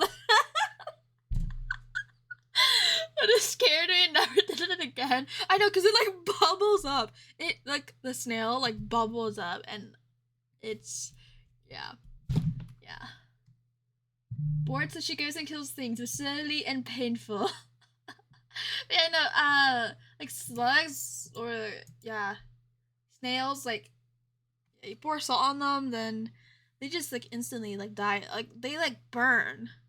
And then I had also told chat this other thing that I did. I was younger too. I was around the same age, but we had like a garage sale, and I remember I was just like so bored sitting outside, and like I had scissors next to me, and I saw like a roly-poly, right? And you know, I just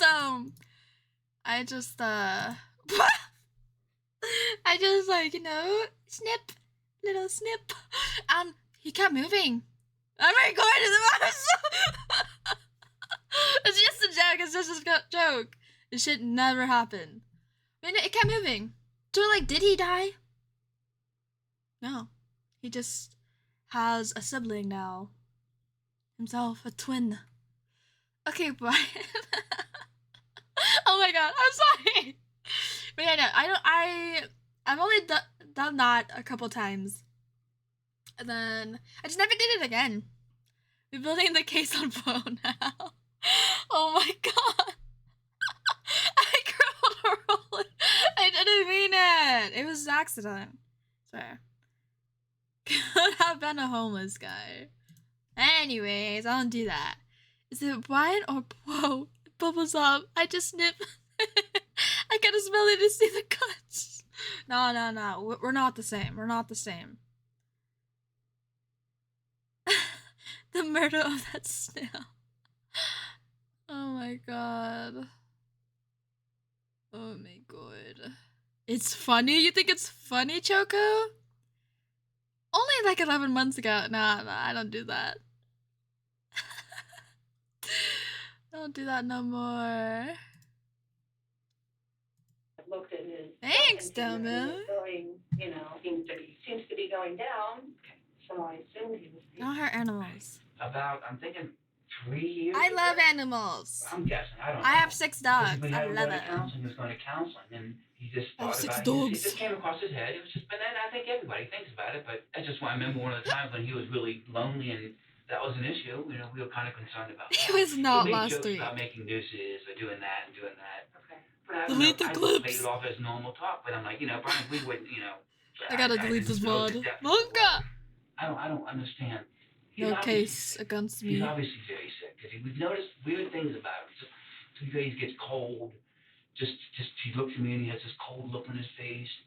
Just like he's been so far, Brian makes no qualms about admitting his battles with mental health. You say you have a major... 9 dogs would be crazy. I'm just curious what those are. Well, actually, I have several. I have high-functioning Asperger's. I have ADHD and major depressive disorder. Okay. Major depressive, so you were wondering what that last one is? Yeah, I know what they are. I was curious, what the exact diagnosis was and who diagnosed them. Where did they go? They me for autism for a formal diagnosis, and like Asperger's, which is high-functioning autism. Yep. And they also said I was schizo something. That isn't me misremembering. One Asperger They just bees. said you're schizo something, whether it be Someone at the schizophrenia, door. Who was schizoaffective, it?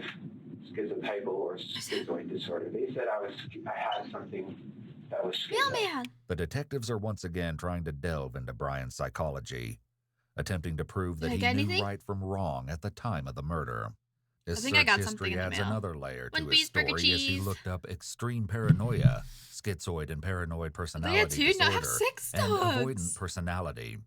I was never formally diagnosed with anything like I have that. 6. Do you feel like you had that? I don't know. Possible as hell. Self-diagnosing is foolish. Yeah. But do you... Show me bad. You know, I'll show you schizophrenia is pretty after this video. clear because people I don't have recognize they have a different personality in there. I gotta take notes of what I gotta do after this video. Okay. I have Dogs. have delusions, I guess. And then... Like years ago, I was supposed to do thought something I was else. obsessed with people staring at Oh, me. fix the sound alerts. Like I felt people watching me. Like through what she every said started window. streams? The No. birds were looking at me No. watching. It's like I've like this entire time, like that I don't stream, I wanna watch them off stream. And like a lot of like horror videos, like the little like compilation, I guess. And I don't though. So I'm like, I need to watch them with chat. I wait for chat. Or chat waits for me since I don't go live that often anymore. But yeah, no. I haven't watched them in so long. That's why we're gonna catch up. But this one's like almost 2 hours long now. Watching me for greater purpose. That was a delusion, I suppose. Right. DMs. But you Oh, I don't don't have check times IG. where you feel like another personality is in your body. I don't check IG No, that- DMs. remember I all think I that. have like someone No, that- private. That's dissociative identity disorder. Right. Schizophrenia is. But you have multiple people talking to you at the same time, kind of a thing. No one was talking to me. There's a very good reason they're asking these questions. Because Brian said he has some kind of schizo-diagnosis. They're trying to determine if he committed the crime under some kind of command hallucination. Schizo? Actual twins. Wait, what I see? Put this video on my watch list. I'm scared. Fans are convinced that Harry Styles has a secret TikTok. Okay, shit, yeah. We'll watch that. Harry Styles. Manga. Okay. That's my DM you, but not share a video to your DM. Oh, okay. Used to burn ants. Wait, did I? Did I actually do that? Wait, I don't. Wait. Was it ants, really? I think it was. I actually did do that. I did. It's worse than I thought. which may mean he could be deemed not guilty by reason of I insanity. think I did do that as well. However, Brian denies having Well, voices in magnifying his thing. head. As well, his search history You're goes worse than the far girl in in Finding showing Nemo. He exactly shakes what he the was bed. thinking about Wake in the up, lead up to the Fishy! murder. One day before and again on the day of the murder, Brian pulled Oh, up I see him. Wikipedia articles for several notorious killers, including James Dale Ritchie, Joseph Christopher, and Andrea Yates. In the month leading up to the murder, he also looked up topics such as how do people react to being held at knife point, how deadly is Aw. a neck stab wound, and he read an article about the killing of a homeless man in Baton Rouge. Oh my What do you god. think would happen if you got caught? Well, I figured my mother would have confronted me about it. You won but no, something? she Won was- what? She didn't even say it. Do you know who the person was that you killed? Giggling as she causes a mess. I took his wallet. I didn't look at it. I The just voices. picked it up, briefly scanned over it, and put it in my car. Apparently, it was Warren. My mom told me this before she found out that the missing person was Warren Brown, born in '63. Brian doesn't seem particularly interested in knowing more about his victim, and the detectives Shame. turn Brian back to the subject Oh, of the the gamble. evidence. I didn't see it. So we talked about the stuff there we're going to go look for. Your mom's off in the sink, apparently. Yeah. How do you do that? Is where? My dad found it in the glove box. I don't know where it is. What did the knife look like that you found? You're in the- lying. You know when you buy like a 10-piece knife set, the biggest one in there? Okay. I think when we moved the day to Terry, No, the daycare, we I probably lost all bought them. new kitchens, and I think he just took it out of the kitchen. Because we found it in his car before. Brian, we don't need this. Dad, I do. I don't trust anybody. Okay. You don't find any blood or anything on it. I cleaned it. All his belongings, except for his wallet right here. And his head in his hands. His head and his hands are at the house. Any reason you were wearing dark blue one-piece jumpers? You know the movie Halloween, YouTube. Michael Myers? Follow You wear my one of those, and YouTube for Halloween chat. last year, I bought that as a costume. I just have my Back in my room. my old VODs up And, there, and then my other yeah, YouTube is I just YouTube associated clips. That piece of that article of clothing Little with, YouTube clips. violence. Only you start doing vlogs, guys. Yes. Who's gonna watch my vlogs? And what would I vlog? What would I even vlog? I have no idea. Horrifying as all of this is, nothing they've heard so far can prepare investigators for the rest of the seismic revelations to come. First, however, detectives have a simple question for the 6 killer dogs. sitting before them. Have you ever done it before? No. Okay. You would. Yes, right? Yeah. How about animals? Have you practiced on anything? Yes. Animals! Tell us about that. This was Oh my god. 2018 Halloween. A stray black cat had been coming around our house. No. This was before I moved into my mom's. This was at my No! and I was thinking about killing it. The video is redacted in this part, but the transcript from the sheriff's office gonna says cry. that Brian told detectives that he herded the cat into a sleeping bag and beat it, strangled Oh my it, snapped god! its neck. He then Oh my decapitated the cat, hid the body in a shoebox, and hid the head in a wine cork box. Oh my god. No way. This is so fucked. No, that is so sad. That cat did not deserve that. Oh my god. Holy shit. Oh my god. It's Gigi. Thank you so much for the raid! Hello! Welcome, Raiders! Hello, everyone!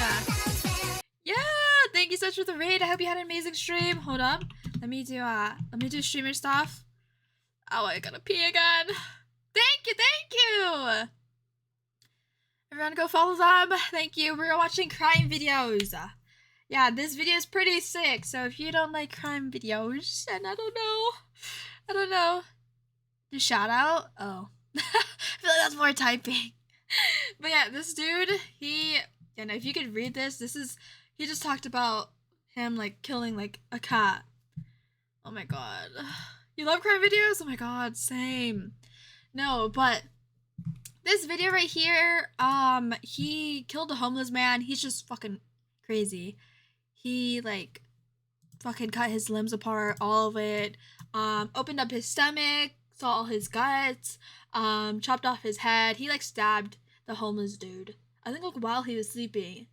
It's just this video is insane. It's sad. It's actually so sad. And the way that he talks about it, it's so insane. Like he's so proud of what he did. I got feet pic tag too. Yeah, really? Yeah, gotta let them know. Gotta let them know. I be if anyone wants to buy feet pics, It seems clear that kidding, Brian not has a sick kidding. interest in decapitation. There are chilling parallels Yeah, this between is what he fucked. did to the cat and to Warren, This including shit's fucked. decapitation. Yeah, no. He just said to, I knew, I was like, there's no way that he hasn't, like, practiced on animals, you know?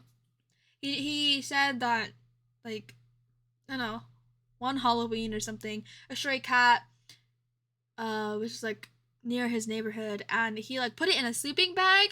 He put the cat in a sleeping bag, beat him, I think, like, stabbed the cat, or I don't know, and then they said he like broke its neck. I'm like, oh my god, that is so sad. You can keep your gremlins to yourself. No, for real, I need to get my nails done again. My toes have been looking a bit rough. And keeping the Yeah, that heads in shit's boxes. sick. Both times he preyed on those he knew were vulnerable and that he believed so no one would sad. notice. And then I disposed in the trash and got away with it. Okay. That cat.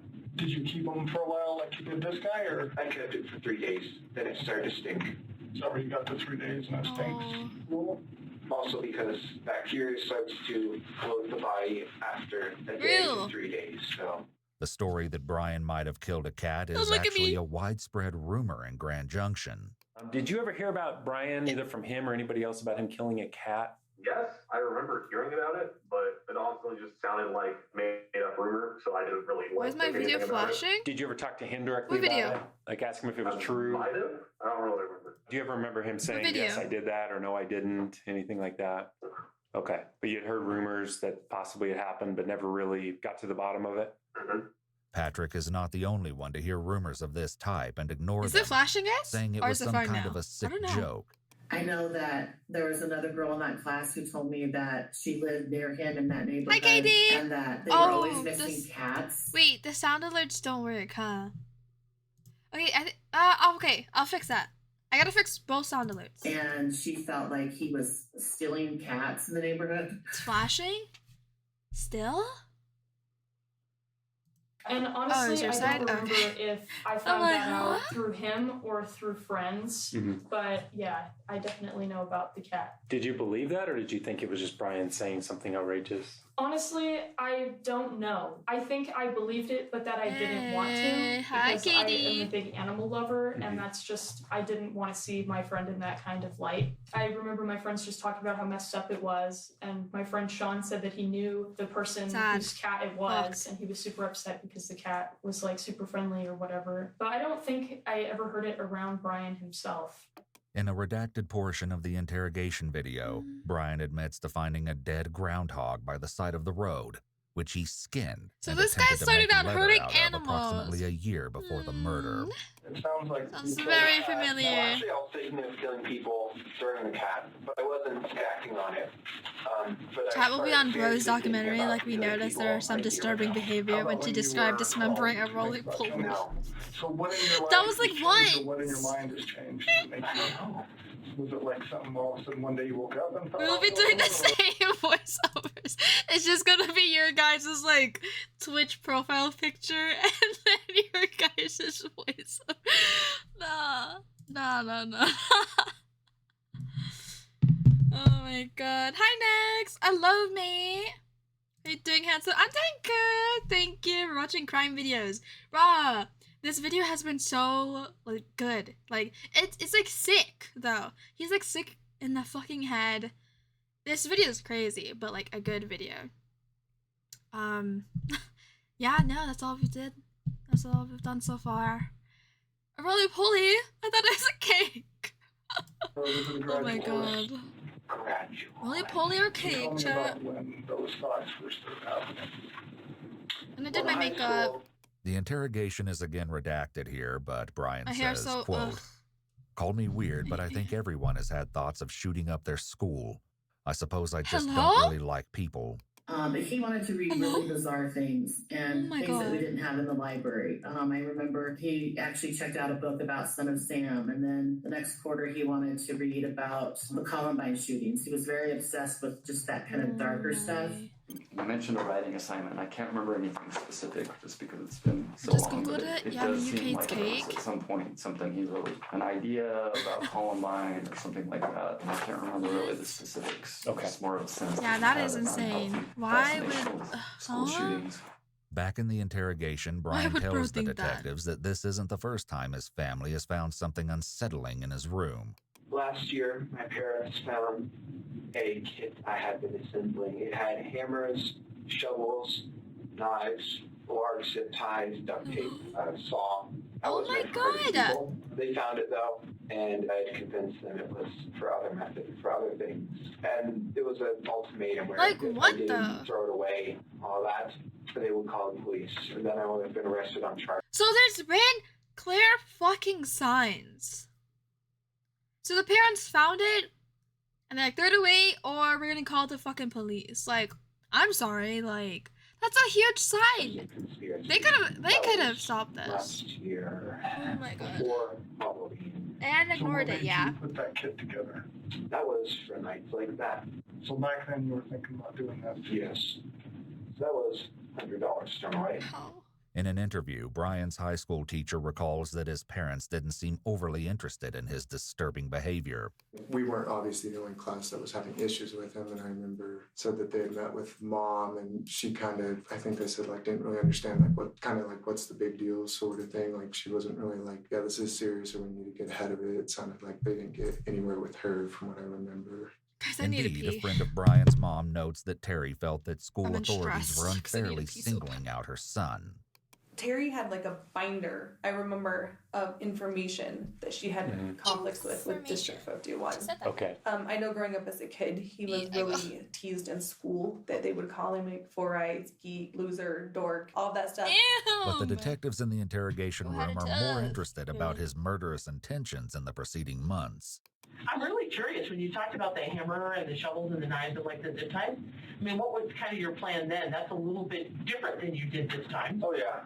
So what was the plan back then? The plan was to go find, because there's no prostitutes in Grand Junction, I don't think. Have you ever had any sex crimes? Yeah.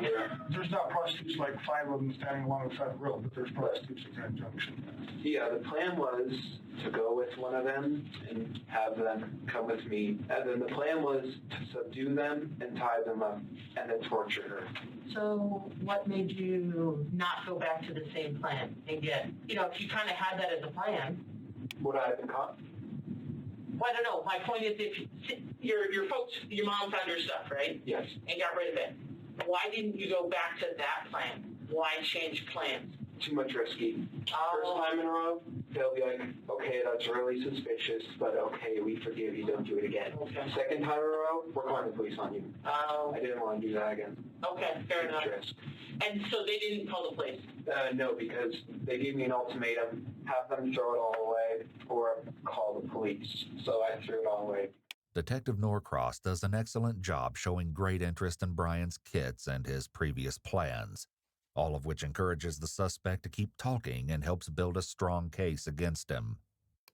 At this point, the video is redacted, but according to the transcript, the detectives ask Brian if he ever expressed any of his dark thoughts to his parents. He tells them yes, but only disguised as jokes. For instance, he once said, quote, "Wouldn't it be funny if you sold a lipstick with mercury on it to those beauty pageant queens, and they got poisoned because of their pride?" Brian was making these kinds of comments while in high school, as his teacher shares.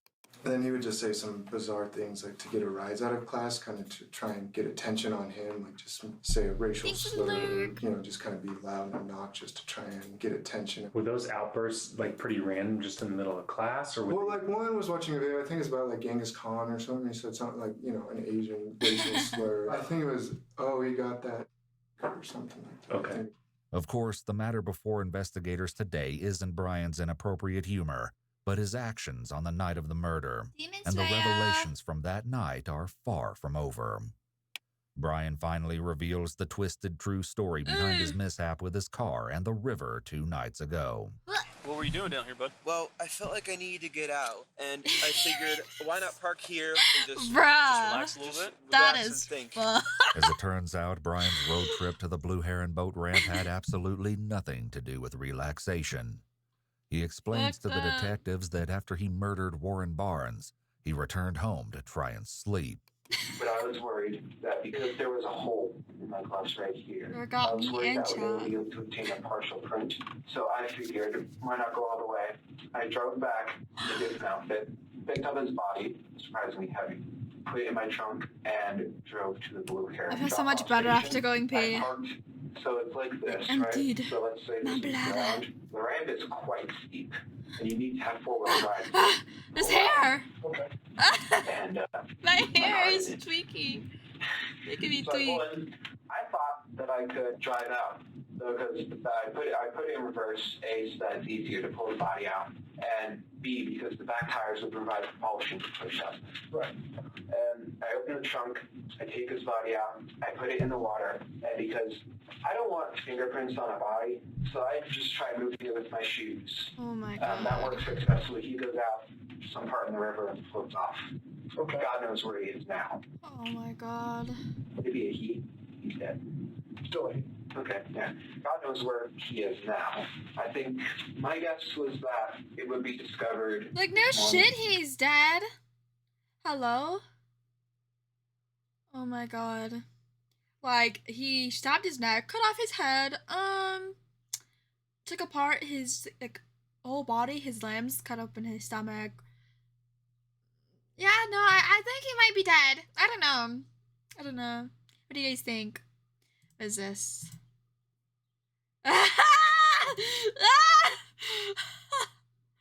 Bruh.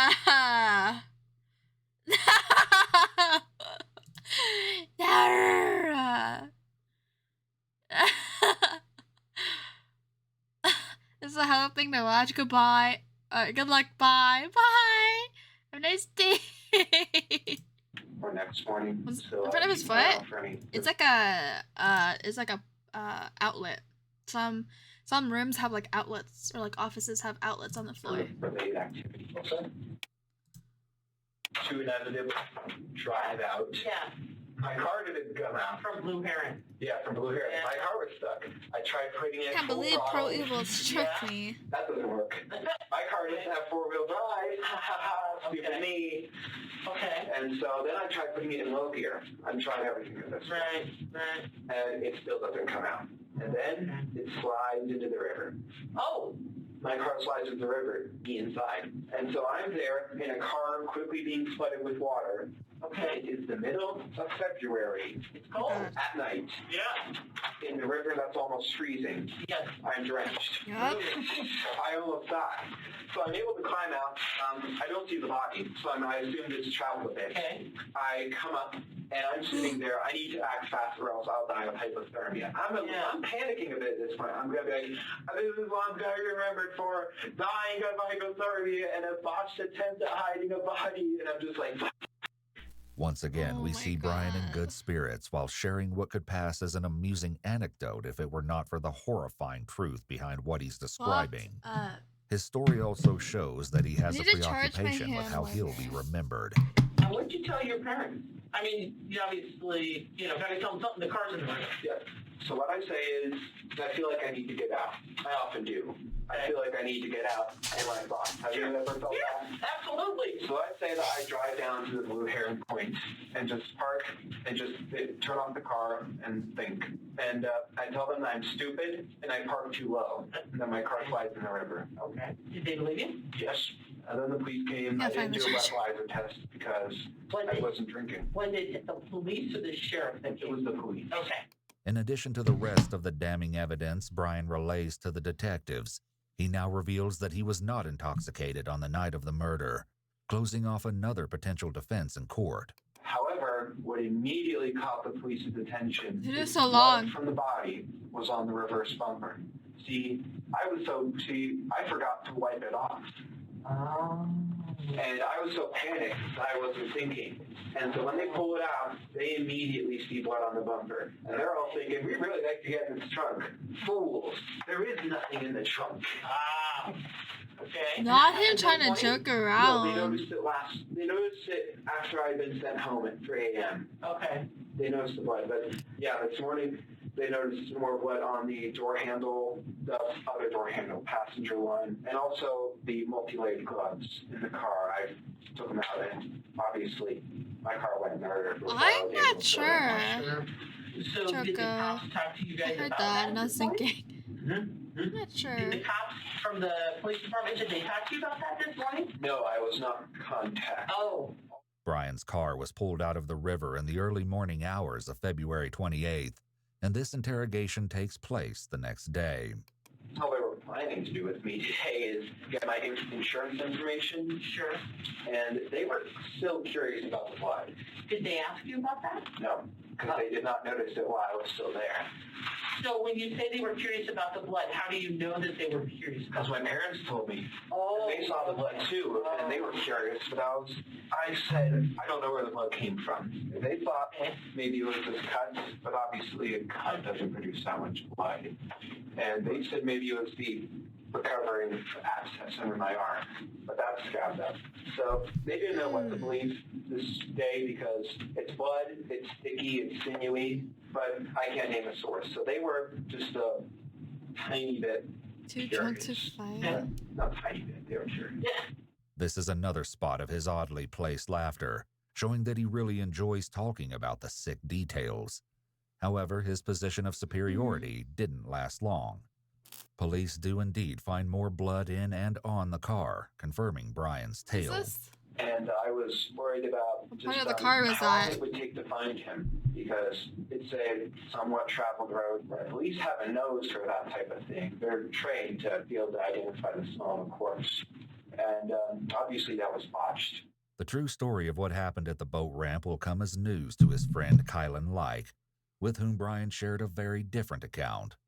First, though, on the very same night that he dumped Warren's body into the river, Brian messaged a group on Discord, which Kylan was part of.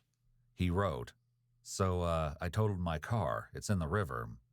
One of his friends replied, "What? You okay?" Brian wrote back, "Yeah, I okay. My car aren't, though." So I said, hey, are you okay? I don't have Discord RN, but I heard the news. And he said, yeah, I'm fine. Almost died, LOL. Sorry for the late response. My phone was off. I said, it's okay. What happened? He said, I was out driving, needed to clear my thoughts. So I park at the boat ramp, drop off at the river, but my dump parks on the dirt and mud ramp. So when I try and leave, it gets stuck. I don't have my phone on me because it's dead. I try shimmying it, low gearing it, nothing works. Then it slides into the river, me inside. I'm able to get out, drenched in cold water, 1 a.m. I responded, oh my God.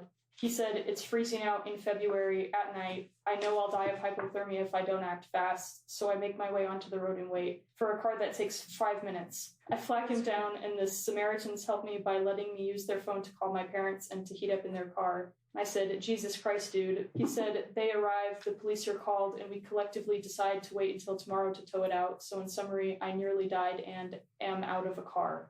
It was towed out this morning, but I'm fine. Sorry for the wall of text. That was my Saturday night. The Samaritans Brian mentioned are Durwood Pfeiffer and his grandson Kellen, who stopped to help him that night.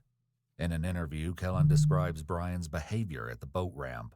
During the encounter, before his family got there, he kept kind of pacing around and saying, I'm effed, expletive, and try to calm down a little bit because I thought he was kind of concerned about his family finding out he crashed his car in the river or something. And I was like, hey, it's going to be okay, And it seemed to calm down a little bit, but I just remember it was a little off-putting how he just kept on pacing saying, I'm effed, I'm effed, I'm effed, this over and over and over again, so...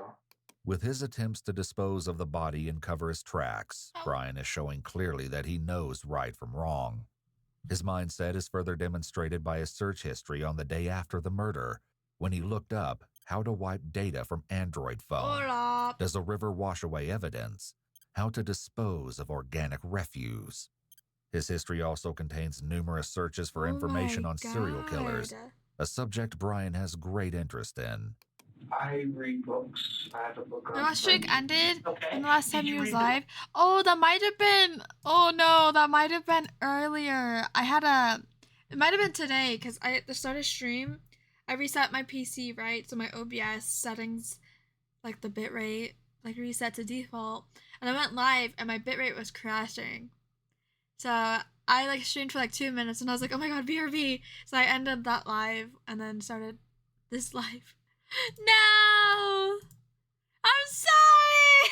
I'm sorry! You had like a month! Oh no! No. It's okay. It's okay, it's okay. Sure, everyone else lost their watch streak. You know, I pretty much reset everyone's watch streak. So yeah. I'm surprised the stream looks so good at 2.5. Yeah, no, because it was at like 6,000 bitrate and it was in the red. Like it was like crashing. So I'm back at 2. No. I'll show you stream and then ended.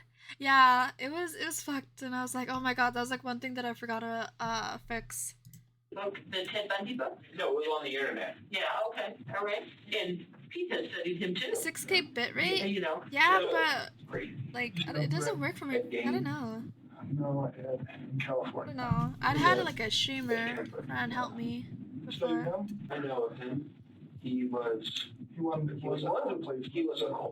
He was 6'9", 300 pounds. So can I ask you a question? Almost all those people did this for almost some a sort year. of That's so insane.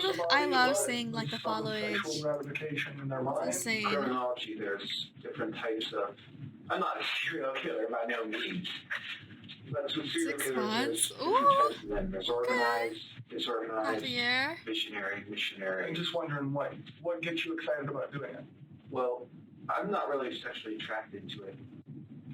Me too. Brian's statement that he found no attraction to the concept of murder is doubtful, given his excitement at the chance to relive the killing by telling the Now, why you officers lying? every little detail of the crime. Still, the detectives are determined to figure out the why. I didn't behind Brian's permaban you. gruesome That actions. wasn't even me. I didn't even notice. I'm curious about the cutting him up, taking parts of him home. Have you ever thought about, it sounds like you've had like Ted Bundy, sex type stuff. Ed Kemper just kill people because you want to kill somebody, plus the sex stuff. How about Jeffrey Dahmer? It wasn't really inspired by it. It was just more. I'm just trying to think of all the people like these people can do didn't it. So can know. I. Brian's claim that he's not inspired by serial killers is somewhat undermined by that last remark. The following part of the video is redacted, but I we wanna know put from on, the transcript that nails. Brian tells the detectives that his nickname in high school was Jeffrey Dahmer. He says he had a reputation that he would become a serial Bro is killer. not Jeffrey When we Dahmer. would do different group activities, sometimes we would have like different personas or whatever, and he'd be like, I'll be Jeffrey. I'm like, no, you're not. my I back. do remember that specifically. He was very obsessed with Jeffrey Dahmer, and is it Dylan Klebold, the Columbine shooter, was obsessed with him. I remember actually talking to my mom and saying, take this name to your prayer group. I mean, and I remember talking to another teacher and saying, if any kid's gonna shoot at Fruit of Monument, it's this kid. In an interview, Brian's high school friend Patrick Rahor recalls a Halloween party they both attended. Do you remember a costume that he wore? Yeah, he wore a Jeffrey Dahmer costume. Okay. And I heard he was Mike Myers one year. Was that he was actually Jeffrey Dahmer? Does that? I might have been mixing up the years because we had a couple of Christmas parties, Halloween parties. But yeah, I think he like dressed up as a serial killer a couple of times. When he was, I guess, Jeffrey Dahmer, how did that look? I guess how did his costume look? I mean, it was like jeans, a plaid shirt, and like big glasses, which honestly was like not too entirely different from what he normally wore. His obsession with crime, serial killers, and all things morbid was Treasure something work? that his parents had noticed too. A lot of perception. Where is that charger? Crime and crime scenes. And so he's talking about going into the military in the fall, and when he gets out, having your job. And so I had purchased online a crime scene investigation book for him. You know, but These are all like the you probably same. read it when you first started out in college, and so I gave that to him. And I was like, "So here, Brian, let's channel that curiosity into something positive that you can affect a good change." These are literally all the and same. He's like, "Yeah, that's my plan, Mom." I'm not going to say always had a fascination. I'm going to say in the last few years. And is it like shows that he watches, or like tries to do things just to create a scene? You know what I mean? Like whether it's like animal stuff or No, he loves our dogs. You know, I mean, he's very affectionate with our animals, and he watched. Like just last week, he watched Silence of the Lambs. But I was like, well, he's 19. What sure, We probably all watched it. I watched it. It doesn't make me a serial killer. And he watched The Zodiac Killer over the summer a couple of times. For the of that Brian's time making affinity for tea with Jeffrey 7 Dahmer active wasn't the only days. warning sign How observed many by hours his you've dedicated teachers. to Like the streaming? first week Like in of school, total, we or had a meeting with all this of month? his teachers and his case manager, expressing the concerns that they had with him and also explaining some of his behavioral issues. Did anybody express that they had concerns he could be a serious safety issue or anything like that? Yes, I believe so. We were to keep a very close eye on him, and it's certainly very apparent early on that he was a very troubled person. In the 2019 school year, one of Brian's teachers found a notebook filled with a number of disturbing elements. So I remember, I don't even remember who found, there was like a notebook, I don't know if it was part of a notebook check, my student teacher, another student, or Hopefully somehow these it look got cute brought. on me. We had a meeting with Officer Bomar and the administration out at Fruta just because it had some obviously concerning These stuff nails. talking about like serial killer statistics and stuff. Like he seemed to be kind of enamored with So that. pretty. So that was kind of the, and they asked us, did we think he was like a threat to us or other students? And me and my student teacher didn't feel like he was going to do any harm to anyone in the school. So famous serial killers, some information about kill counts and just stuff like that. Okay. That's not entirely normal. The disturbing contents of the book it's discussed by past Brian's you, teacher far hours in exceed his total? initial portrayal. I think there's a way I Within could its check. pages lie numerous troubling entries detailing Brian's fixation on serial killers and other disturbing topics. Among these, Brian has devised his own cryptic code or alphabet. Furthermore, Brian's brief profiles of his favorite killers paint a grim picture of his unhealthy obsession with destruction and depravity. Additionally, he outlined plans for taking lives and holding strong opinions about his God, I own can't get purpose this and off. actions. The book Maybe I'll was just also do this filled with quotes about his beliefs in neutral evil. One such quote read, "A neutral evil villain does They're very whatever she pretty. can to get away with. She's And I think out for I could game herself, with these because these pure ones and are really simple. tiny. She sheds no tears for those she kills, whether for profit, sports, or convenience." This is far from the only warning sign that emerged during his time at school. In December of 2018, Brian was arrested on assault charges when he hit another student with a homemade mace. When I had kids give speeches, I always told them to do an attention getter. And so it was the day of his speech. He added his and hours. He wanted to go first. And he pulled out this Indiana Jones like whip that he fashioned out of masking tape. So to start the speech, he kept hitting the podium. Of course, everyone looked, and then he gave his speech. Then later that day, he ended up beating or whipping one of our side-by-side developmentally disabled students at the bus stop. What the In early 2019, he was suspended after intentionally causing a student with PTSD to suffer a panic attack. In a subsequent meeting, school administrators haven't conclude that fixed it Brian yet. has a high potential for violence and presents a high risk for the school. However, despite being apprehended for his behavior and his several run-ins with the management at school, Brian's mother, Terry Cohey, has a strikingly different opinion about the incidents. When you talked about the school stuff and having lots of issues, what were the issues that they were having that made other kiddos not feel safe? I'll fix it after this video. Jokes that were not appropriate. He got suspended a few times, like for behavior that wasn't acceptable. Like this I think I'm one gonna girl skip that through he some, knows yes? very well. He knows I want to she see has like a what lot happens to of his end, like his and the time. loud noises frighten her. And I'm like getting so, distracted now. One of his school suspensions was when he came up to her. Remove someone's really VIP loud doofus. knowing that it would put her in a panic, and she cried, and we were like, He said, "Yep, "Never mind." You knew that would upset her, and you did it anyway. And he got suspended. I was gonna go on for, purge. Weapons, but there was another boy who brought in Only one per stream. on the school bus, and Brian was like, "Wow, cool." So no to that. And before you stab him, did he steal? No. And I pull the sheets back, I get on him, like a knee, and then stab him, and he wakes up, he's, "What are you doing? What are you doing? Get off me!" And I think you stabbed him anywhere besides, but I know you said the neck a lot of times. How many times do you think? Did you count them? No. I was going until he stopped. Okay, how many? Just your best idea how many times? 30 or 40. Okay. That is crazy. Neck. Stabbing him 30 to 40 Well, times. actually, it was a general assault. I was mainly targeting his neck because that's the most vulnerable area. I was stabbing his head, anywhere in that general area. I stabbed his head multiple How times. about his chest, his stomach? His chest, I stabbed once through the ribs. Which hand were you using? Right hand. It was his right ribs, and I just went. I sliced open his belly, carved up his leg. Not like I made several slices at his leg. Why did you do that? I was just doing everything I thought of at the moment. Then I cut off his head. I gave him a Glasgow smile. What's that? A Joker smile. Why were you doing that? I suppose it was a frenzy. I was so excited, so rushed up on adrenaline. Every day was just woo. And I paused, and he said, "Why are you doing this?" And I said, "I've been wanting to do this for a long time." Brian has used very little vulgar language up to this point in the conversation.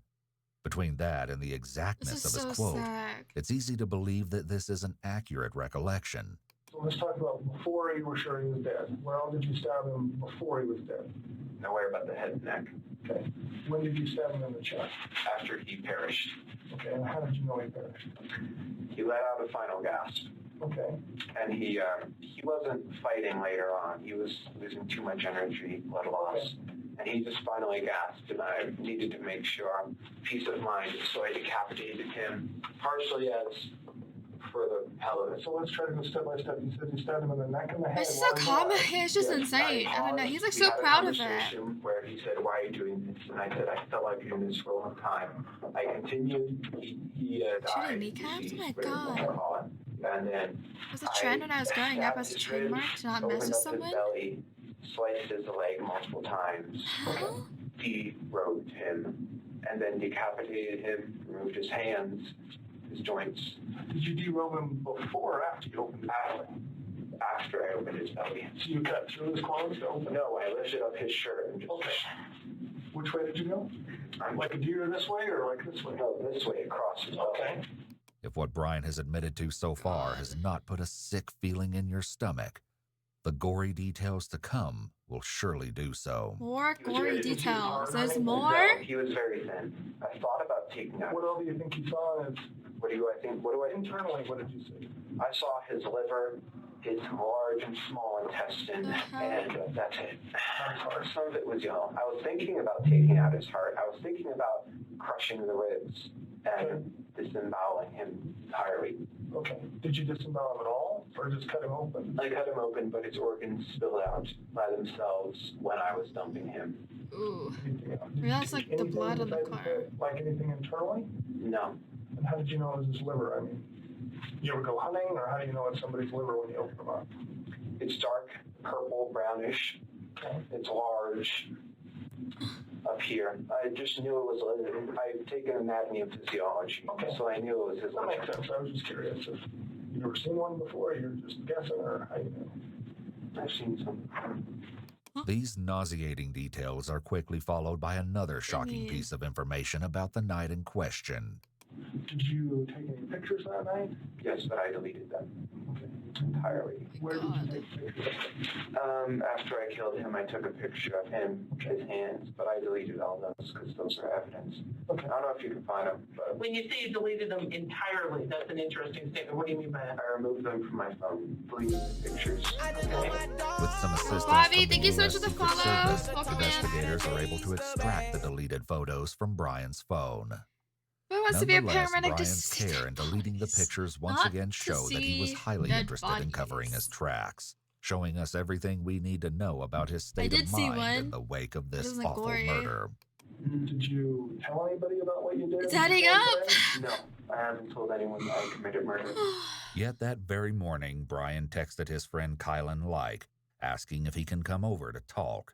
I didn't Once at the expect house, Brian Gojo. concocted a story that Kylan's husband, James Bailey, You thought fuck was with Gojo. ridiculous. Gojo's back What I shots. remember, he came Anyways, over. hello, He was hi. acting super weird, and he was like, "I got to tell you guys something. I think How the are police you? are trying to frame me for a murder. I found a body. I was like messing with it, and I got my car stuck in the river, and I had wiped blood that I had on my hand onto the car, and the tow truck Not guy saw fine? it, Why? and like I think that they're going to try to frame me. Everything's I thought that okay.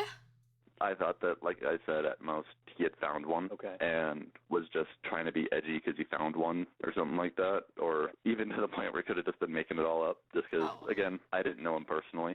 I was planning to maybe keep a finger. You haven't got that far yet. No, Line finger. that's small. Not that much space. It won't smell that much. Makes sense. Easy to keep. Brian wanted has a provided the souvenir. detectives with everything they could possibly want to know about the murder. He's detailed the killing not once, but twice, and he's even revealed stomach-churning details about the disposal of the body. The one question that remains, however, is an enormous one. Why? And Brian's reason why is perhaps the most twisted aspect of all. Why he You did know, this? Brian, I have to ask, a lot of people that we have talked with, They're silent. well, or they're just not as well spoken as you are, to be honest with you. You're very articulate. You're very articulate. I think I'm bad with words. No, I actually think you're really articulate. And you talked about you were just kind of in a bad space that night. It was, yes. Okay. Why were you in a bad space? I didn't take my medicine, and plus for years I was wondering what murder would feel like, because you read Ted Bundy and the Zodiac, they all say murder is the best feeling in the world. So I'm like, I'm going to try that. So for some time I had been wondering when it would happen. I always knew I would be in this building, whether it was as a criminal or a police officer. As shocking as it is that Brian's motivation comes down to a simple matter of sick curiosity, his last remark is almost more unbelievable. As mundane and evil as Brian's motive may seem, it's not one he made any attempt to hide. Even as he first talked to police in front of his house, the young killer was fully upfront about his curiosity. Like, for real human head and hands? Yes. From? That fellow who went missing recently. Which fellow was that? Warren Brown. Warren Brown? When did he go missing? The night of the 27th. This Okay, is the and how part. did you end up with him? I murdered him. With what? A knife. Why would you have done that? I've always wondered what murder felt like. Brian's teachers And the were parents all were just asked an standing identical there too. Oh my god. Was that like their sibling in the back or something? question. I know. When Brian was arrested, You were feel you surprised to lonely. hear that? No, I was I didn't not know what at I all. do. I remember when I saw the story on the news, and you're like, that name Play sounds so games. familiar, and then you're like, I guess I wasn't surprised if Play that makes games, sense. spend I mean, money. I've been doing this for 23 years, and I know you I'd can't be really go off spending gut money. feelings, but I just always felt uneasy around Ryan. Like there was, and just like he needed I'll go much more out, help though. than we could offer him in a public school my ear setting. And so when I saw that, I hated to see. I wasn't necessarily surprised that his path could Go on have led Twitch, yeah? to that point. Were you surprised to hear about what happened on the news? No, I wasn't. I was more let down by the system because, like, we had called it out that he needed help, like, with all those kind of flags were going off, and it still happened. Back in the interrogation, that was the his parents detectives try to talking? find out if Brian's curiosity was satisfied by the murder. And it's still. Tyler Baker or whatever. Student teacher. So one of his teachers. happened. Back in the interrogation, the detectives try to find out if Brian's curiosity was satisfied by the murder. So, to see what it felt like, what did it feel like? It was intense. It was a rush of adrenaline. My whole body was shaking. Not like out of fear. It was like. It wasn't fear. It was just Did he confess to that easily?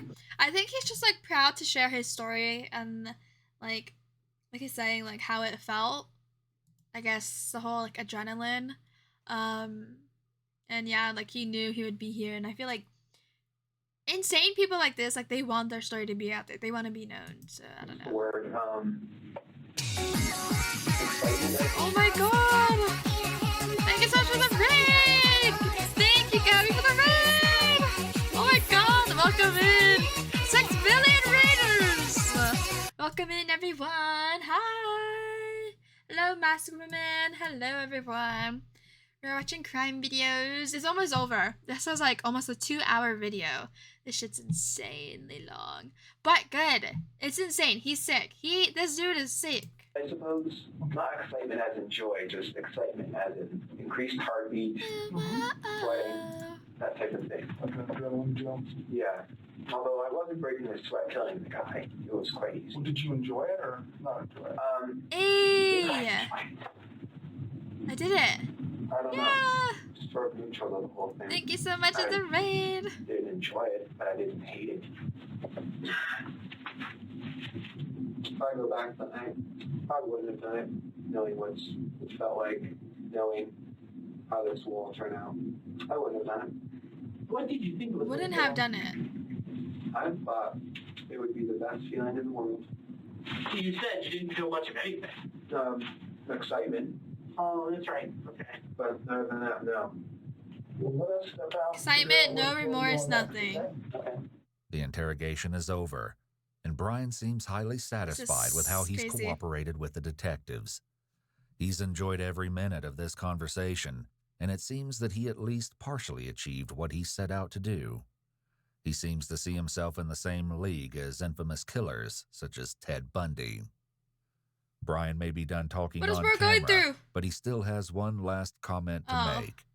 It is a According to whiteboard, okay. Detective Berg's official report, when he walked Brian to the booking department, Brian smiled and said, "I feel like Hannibal Lecter right now." Brian Cohey Jr. pled not guilty by reason of insanity in January 2022. This plea triggered a psychological evaluation. Noting the matter-of-fact way he presented the details of the murder, the doctors asked him how he felt about the killing in retrospect. Brian said, quote, "Yeah, it's just kind of a thing that happened. It sucks, but it happened." No way. When asked what about it sucks, Brian mentioned that he was now locked up, couldn't see his friends, and emphasized that he really missed video games and the internet. Bruh. He did not, however, express any remorse for the victim. So I don't know what's going to happen now. I don't know how we got to get some kind of advice or find out what to do. Or because she has her own business here, and I have my own business, and I carry the same man's name as my son. Right. And now it's going to be all over the paper. Brian Cody killed somebody. Right now we can't do anything.